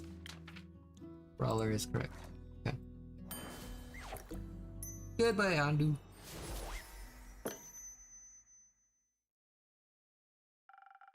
Some fox blood for you, for your bones. Enjoy. Haha, this is perfect, innkeep. The only thing that could make me happier would be drink lovingly titled the Innkeeper's Vein. Keep dreaming, Count Dracula. Speaking of dreams, how is the retrieval of my cape coming along? Swimmingly. Well, actually, I think there's very little water involved. I wouldn't be so sure. My dear Evelyn has a beautiful pond filled with long-toothed spine guppies in her courtyard. It's her pride and joy. I would hope no one is swimming in that. But I have sent someone on your quest. I'm sure he'll return soon. And you and your cape will be reunited. Marvelous. Speaking of inseparable teams, where's Rhea? Oh, she's taking the day off. She demanded vacation time, so I said she could choose any day, and she chose today. I also take a day off and spend her vacation with her. But when I wanted to follow her to the market, my sleeve caught on fire and my hand and my hair. So I was forced to stay back due to my allergies. The weeping amaryllis pollen is very bad in this time of year. And the sun. The sun is also bad for vampires. Is it? It is. Yes. Right, I need sunscreen. It's in the works. Did you get to see the market later? I did. It was beautiful, colorful, and full of music. That would make anyone's heart dance. But I couldn't find Ria anywhere, so I felt a little lonely. Luckily, I managed to make a new friend in no time. Very tall and brooding, just how I like him. I inquired if I could try on his dark armor of swirling shadow and onyx bone. But he said if I tried to take it from him, he would turn me to ash. What a jokester. Dark armor of swirling shadow and onyx bone. Yes, a true connoisseur of fashion. He's just visiting, he said. Had some great crepe recommendations. Plum crepes with ash sprinkles. Yes, they tasted deliciously dead. I see. I hope you enjoyed your evening together. We did, though I feel like he asked something of me. I promised I would remember. Perhaps he wanted my cape? Many people want my cape. Perhaps. But I would never have agreed to that. It is my cape after all. Maybe he wanted my pasta recipe? Is it good? Very much so. Then I'd like it as well. Oh, yes, you. Me. He asked me about you. Me? Yes. Said he's an old friend of yours. He was very curious about how your inn is doing. I sang your praises, of course, so he asked me to deliver you greetings. And congratulations on the well-run establishment. How did he phrase it? Deliver my congratulations on the fox piece your precious innkeep has found in his house of denial.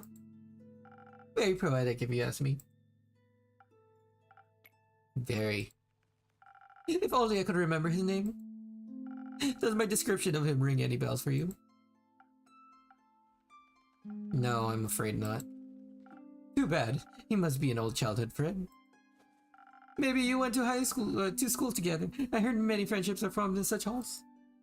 Maybe. Do you want to tell me more about your time at the market? Most certainly. I found the loveliest trinkets.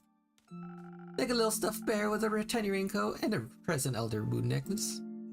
I found a gorgeous sun charm as well. I bought it for Ria as a welcome back from vacation gift. That's very sweet. Your friend brought a delightful raven figurine with eyes of starlight. Please don't call him that. We should never deny our friends, even if we don't remember them. I don't remember any of my friends. Alas, I still love them, even if their memories live on only in my heart. Anyhow, he said it was a gift to himself to celebrate the dawning of the month of the astral moon. Oh, I love Cassiopeia so dearly. She is the most beautiful month, is she not? A haven of starlight reflected in the primordial sea below. Only once a year and is she this close to us, and only then for a short period of time. To me, she is the harbinger of yearning and of change. I wonder how we'll change this month. I hope to be more careful, hateful and sunscreened by the end of it. Maybe even less alone. What about you? I like the way I am, but I wouldn't say no to restocking up on more ingredients. The refusal to change is dangerous, innkeeper. Change always comes to those who deny it the most. By the end of the astral moon, we shall no longer be who we once were. That sounds like a threat. By no means. Maybe it promises mourning, but maybe celebration also, could it not? For example, my dear Ria hated vampires when she met me, and now she likes me. True change can occur before the stars change, it seems. You are hard to dislike. Oh, how sweet of you. As sweet as my blood, I have a lot of it. I would hope you do. And it runs warm when people are kind to me. In all my millennia, kindness has always made me the happiest. There's nothing greater than friendship, don't you agree? And nothing more fragile. That makes it all the more precious. That reminds me, I forgot a crucial part of the message. Our dear friend, stranger, told me that he would like to see you again, he said. What was it? Don't think too hard about it. Ah, of course, the letter. The letter? The polite young man gave me a letter to deliver to you. What a sweet gesture. I shall pass it on to you forthwith. Thank you. No, I don't think now is the right time for a letter. Not enough moonlight. But wouldn't it be kind of romantic, longingly dwelling in the memories of a friend? It would go so well with the fireworks.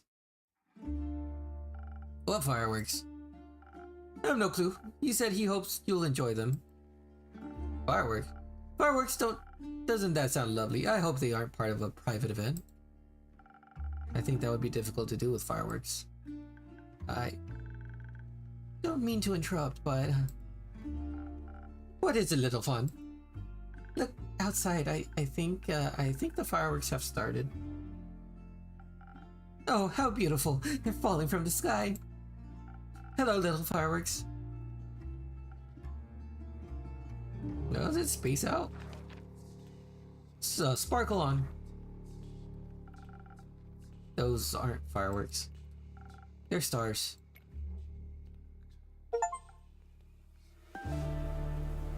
Does that happen to happen?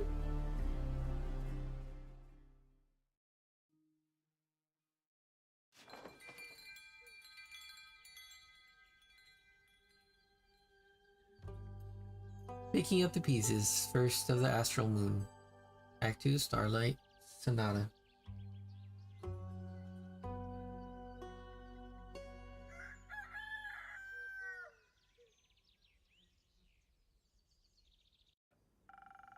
I'm glad the inn wasn't severely damaged by the falling stars, though it did take me nearly the whole day to finish all those little repairs.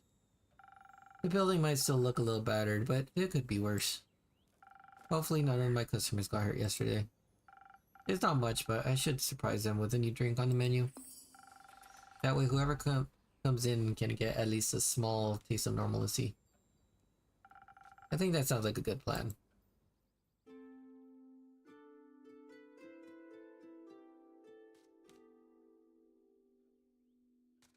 Innkeeper? Jade? Didn't think you'd show up again after last time. No hard feelings. Remind me again who started the whole brawl? No clue actually. Must have slipped my mind. Would a drink help you remember? If I wanted to chat about it, maybe, but you know how much the remnants of the past bore me? Then let's focus on the present. I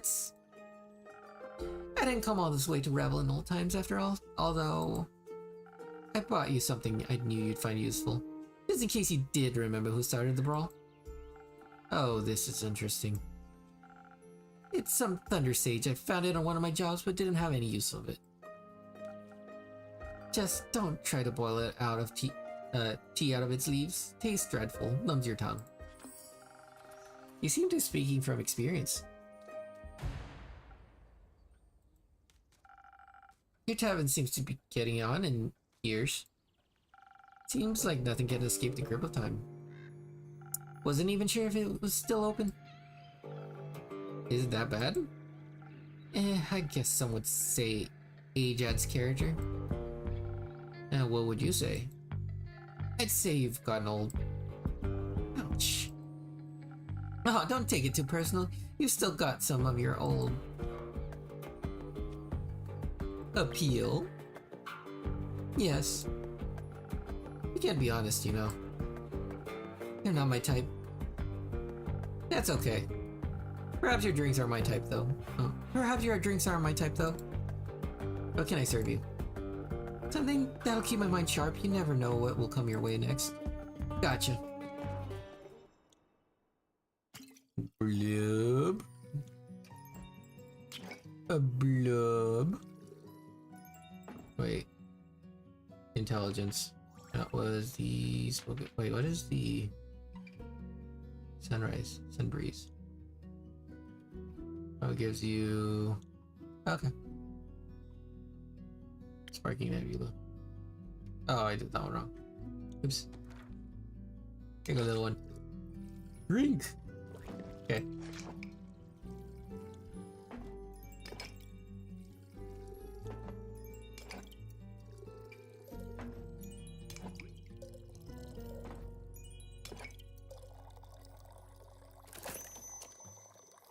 Alright. I made sure to fill it up. Beep. Nebula. Alright, let's go. Perhaps you'll find this appealing. Now that's what you call a drink. Maybe you haven't gotten on in years so much after all. Well, some things never wither. What are you doing in Zenith these days? Keeping up to date, checking out the latest town gossip after my most recent gig. Your most recent gig? I finished up a job in the Saya Plains. The sandworm kept terrorizing a group of seawool merchants at the edge of the plains. I myself am very fond of those creatures. They just mind their own business, but sometimes, they gotta eat. But you know how it is. Something's gotta pay the bills after all. So I took the gig. It was a cushy job, though I still managed to get sand between my teeth. Luckily, it was only a sandworm and not one of those mimics that pretend to be part of a local fauna and... Snap! Gone you are. Anyway, I also heard about some unrest in Zolfard from one of the local merchants and decided to go take a look. Zolfard? The seaport? Yeah. Always considered a rather calm area. It still is, sometimes at least.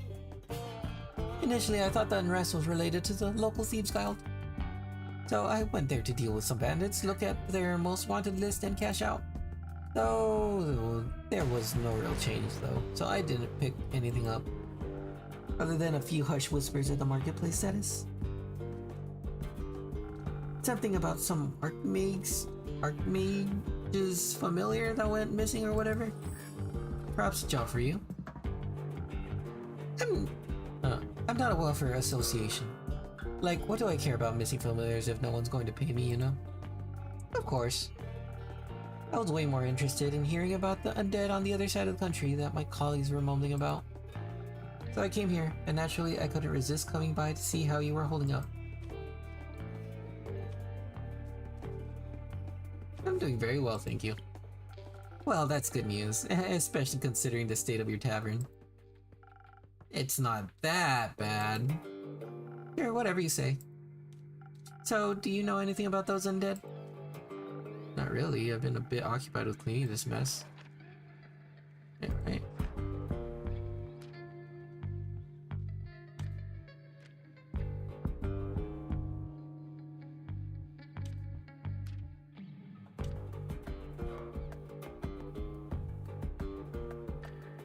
Spooky armor. I got this one. Not really, I've been a bit occupied with cleaning up this mess. The tavern was just a tad affected by some recent incidents. What do you mean, the shooting stars? Shooting stars? It's much more serious than that. Innkeeper, drink please, perhaps something to boost my defenses. I'll have to be equipped for every possible situation after kind of morning. Coming right up. Okay, yours was... Yep. Spoken Heart. No, not Spoken Heart. It was Frosted Lagoon. Which is... yeah. Okay. Uno. Uno. Dos. Dos. Tres.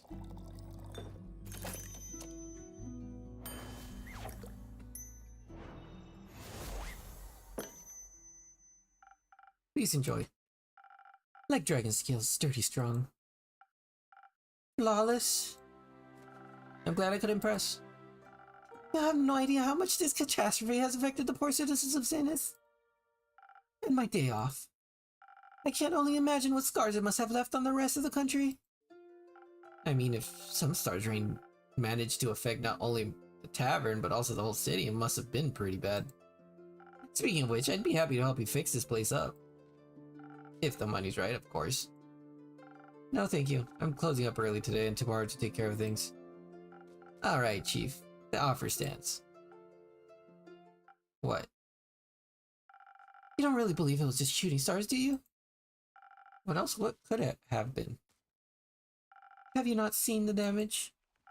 Last time I checked, shooting stars were flaming comets traveling through the pyramid of Cassiopeia. Sometimes they crash on Gaia, rarely, but it happens. Nothing I would worry about. Just an average Genesis for me. Cassiopeia, help me.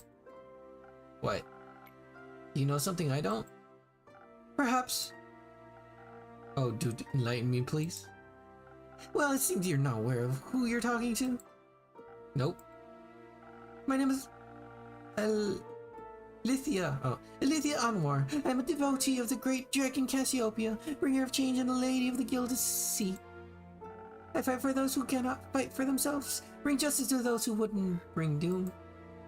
And I'm very aware of when something is wrong with the pyramid. Cool. Pleasure to meet you, Lithia. Now trust me when I tell you, this is way more than your average asteroid shower. I'm bad at trusting strangers, but go ahead. I believe something way worse happened. What? I know the stars fell from the sky. Literally. Usually I reside in the Aperture. It's a temple in the far northeast dedicated to Cassiopeia. But for my niece's birthday, I decided to take a few days off and visit her, to take her to the carnival on the outskirts of Zenith. We were just on our way back when suddenly, right above us, a sky was ablaze with the millions of stars raining down on Gaia. I'm very attuned to the realm of Cassiopeia, the harbor of all luminaries of the firmament. Just say astral realm. That wouldn't do the place justice, but what would you know? It's vast and yet so full of beauty. It's an ocean with a glistening surface, home to the creatures beyond our comprehension. It's the theological term for it. Anyway, I noticed something was off the moment it happened, perhaps even a tad beforehand. Like the feeling of impending doom when all the hairs on your neck stands up, and you know there's a creature lurking somewhere in the shadows. Exactly. Which is why in keep I came right here right after fulfilling my duties this morning. So many were hurt. It's a matter close to my heart figuring out what happened. After inquiring with those affected, many referred to you and your tavern. If anyone had any intel, it'd be you, they said. They did? Yes. I'm sorry to disappoint, but I imagine I know even less than you do. I was hoping to find some clues at least to help me start with my investigation. Well, we could have asked around for you, I'm sure. Would you do that? I can certainly try. Good. In the meantime, I shall do what I do best, aid those in need. And perhaps find out more about this disaster. Why? What? Why are you nonchalant about all of this? Things like this happen all the time, and people like you fix them. That's not my problem. People like me are the reason why people like you can continue living like that. I didn't ask for your help. There will be times when you do ask for help, and then you will be happy there are people like me. Sure. Before I forget, Innkeeper? Yes, Elitha? Alithia? I will help you fix up your tavern, free of charge. Not necessary, but thank you for the offer. Well, if you don't need any of my help, I know many around here that do. So I'll be going. Maybe we'll know more about all this when I return.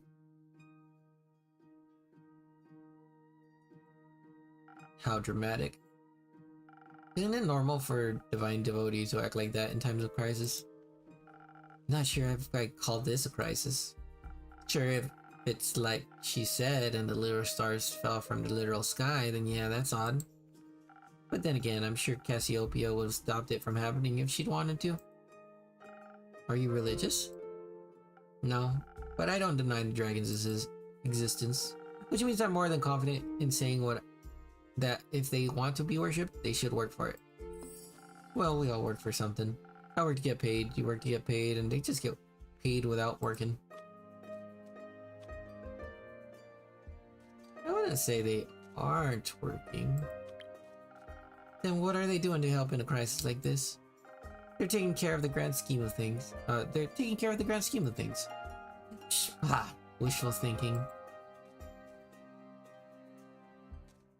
Hiyo! Greetings, adventurer. Who? Me? You're the only one who entered my tavern, no? Yeah, but in what way do I look like an adventurer? That's just a standard greeting. Budget couldn't cover any more, I suppose. I have a wide variety of greetings. If that makes you feel better. Hit me and give me something from your repertoire of greetings. Heyo, bro. How hops it? Greetings, traveler. How hops it? How what? Hops. What does that even mean?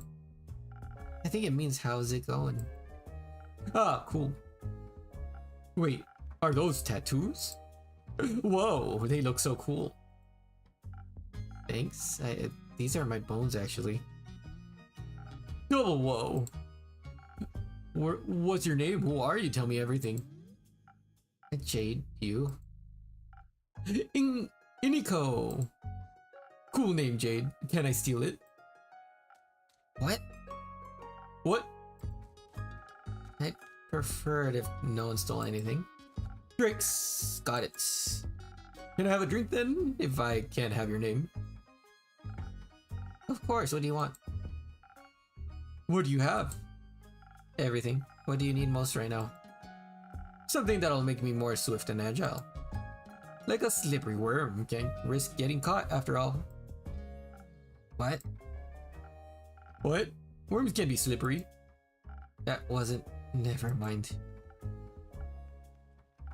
A slippery worm coming right up. My god, everybody wants this one. It was... one of you.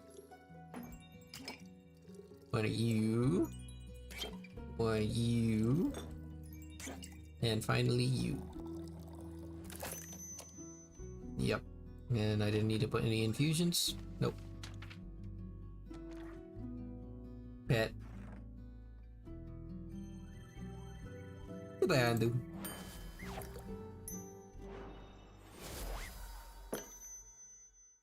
No worms, but perhaps it still suits your taste. Oh wow, this is great, amazing even. Where did you learn this craft? The primordial vortex? Don't look at me like that, I'm just joking. You aren't from here, are you? Who, me? Who else? Hori. Is that thing on your shoulder? Bingo! It's short for corruption. Ah. No. I meant you. Well, I'm nowhere, anywhere. Everywhere all at once. But most of me is from Avalon. Oh, an Avalonian? Native born or by ancestry? Native, duh. Huh? That's interesting. I find it pretty lame, to be honest. TBH. There's nothing going on over there. Everyone's the same. And you think it's different here in Gaia? Yeah, I mean, not really, but I can go anywhere like I like. Barely anyone knows me here. Yeah, theft, identity fraud, all goodies, all's goody with me because I can be someone else tomorrow. In Avalon, they all see through the game very quickly. I see. Changeling then? Yes, and I say so out of trust. Just kidding, if you tell anyone, I'll come for you. Fret not, just what happens in the tavern stays in the tavern. Then we're cool. Cool. So what brings you here, Iniko? This and that, you know, Zenith seemed like a cool town with a cool name. Got distracted by the giant hog in your front yard, thought I'd come in and say hi. That would be mine. Cool. I don't do mounts, I'm faster on foot. That way I can admire the landscape, take U-turns through narrow spaces, pickpocket. And did you admire the wrecked ruin that was once Zenith? I mean, I love chaos, so is it that bad? You ever leave this tavern and keep? The city looks like a broken mirror. You bet it does. It looks like a star hit the center of Zenith and boom. Yep. Oh. But there's nothing we can do about it. Exactly, someone will fix it. And that someone's not me. Ha, me neither. That someone could be you. Me? No, absolutely not. I don't get involved in these sort of things, ever. Who am I to fix other people's problems? Are they gonna pay me for it? Not enough, that's for sure. You work for nothing and then no one thanks you for it. Heroism is an unprofitable art form. If you're unlucky, you'll even get in trouble for destroying someone's property. And that after you just fought tooth and nail and to save a village from eternal damnation? Or something like that. Exactly. I know Jade is a mercenary, but say, Inko, you aren't exactly a traditional adventurer either, huh? Oh, no way. Their self-righteous and self-sacrificial hero complexes ain't my vibe. I wouldn't say all adventurers are like that. Name one adventurer that didn't die from sacrificial tendencies. I knew one, but they perished thanks to their hubris. Another classic. It reminds me of the group I met last week in Irove. They were nice, but too nice, you know? I know exactly what you mean. Were they also on their way to investigate the falling stars? Nah, they were heading north, somewhere north. Didn't really listen, didn't care. But I was nice to them too, you know? Charmed some rations out of them when they prepared breakfast at their camp. Sat around the campfire drinking tea, munching on bread and bacon. One of them was a wizard, I believe, full on robes and magic type of guy. Kept going on and on about how a Leviathan was sending bad omens to the bottom of his teacup. Leviathan? Huh? Why him? Dunno. Was he trying to warn you about his sister's demise? His sister? Cassiopeia. Oh, right. Sorry, mythology isn't my cup of tea. Yo-yo. What is your cup of tea? Broad. Checks out. So, Leviathan warned him via his tea leaves about the start of something terrible. Tattered wings, tainting the guild sea in dark shades of misery. Leaving behind nothing but a shimmering void. That's exactly what he said. How did you know? I think I read that somewhere before. Did you also read the blazing eruptions at the foot of the Dalwell Hills? No, but I heard about what I was in Sulford. Thought the Fae were doing one of their quirky rituals again. Wait, so it actually happened? Yep. He also read that from his tea leaves? Whoa, seems like the guy was a real psychic. I guess divination magic can be powerful too. The tea leaf said, "The wings shall be torn apart at the feet of Avalon, nestled between the peaks of Dalwell." Dalwell? So it really could be true. What? It sounds like whatever happened to Dalwell was a reason the stars fell from the sky. Painted gilded sea, shimmering void, metaphors for a starless sky. If the wizard was right about his tea leaf reading, that is. But it fits well what I heard in Zofard. Happened just a few days ago. Oh, that's how you're connecting it all. How else? No idea. I thought he was just babbling. Ah, with everything that's been happening recently, I think he might have been onto something. Odd that adventurers didn't try to stop it from happening.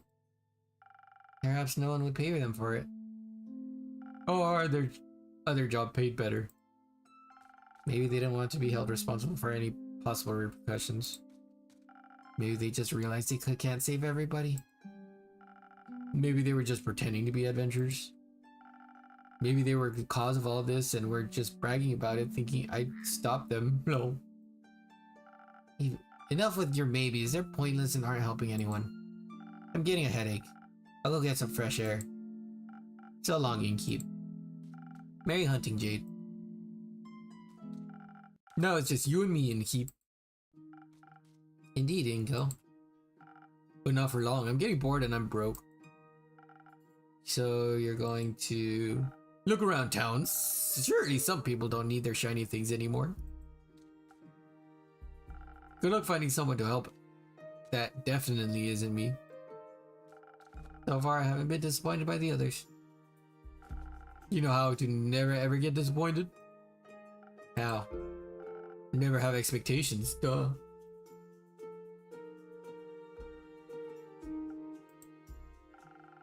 Could have figured that one out. Okay.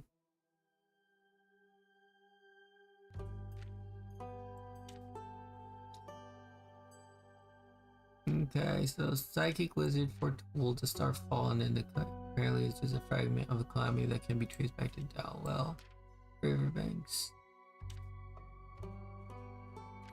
Last night, the creator left in the city, sent a Carter to search in the town. The rest of the room has that argument looking for the familiar who went missing. Nope. The usual amount of undead seem to be haunting. Nope. Spectacle last night left to work. Please, but clerical Cassiopeia seems it was something deadly sinister.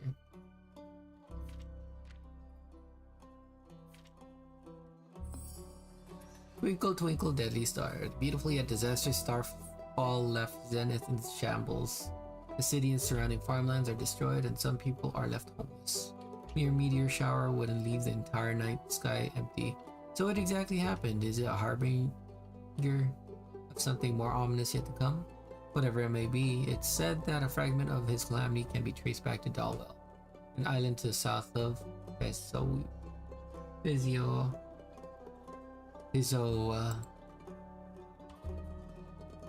And that's it.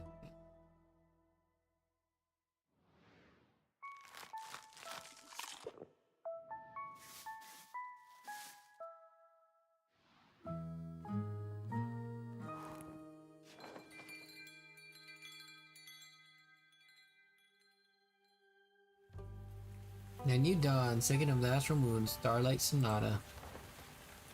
I'm gonna save it here and I'm gonna call it here.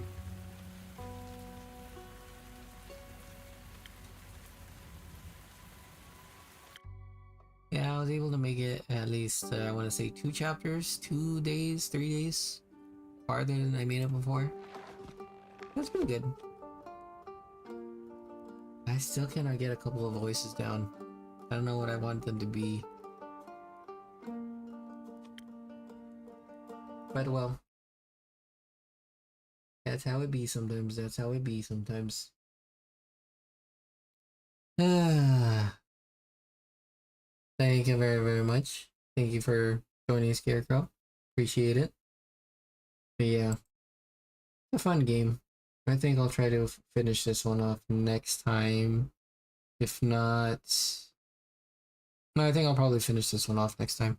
I know I have to finish Ori too. But yeah, we'll see how it goes. For now, I hope you have an amazing day. Maybe you're going through your nights or through your afternoons. I hope you guys have an amazing afternoon or after evening or night. May the day bring you peace, growth, and whatever else it is that you may need. What's it called? Remember to always mark our path. Become the best version of yourself that you wish to be. I know it's harder sometimes, especially when things kind of go wrong, but I know that you guys can do it. Just keep on trucking, as some people would say. Just keep doing your best, even if it's just 1% per day or whatever it may be, and know that you're doing your best, and that's all that really matters. Yeah, keep marking your path, and I hope you have a wonderful night. Rest well, and have an amazing day. Bye-bye.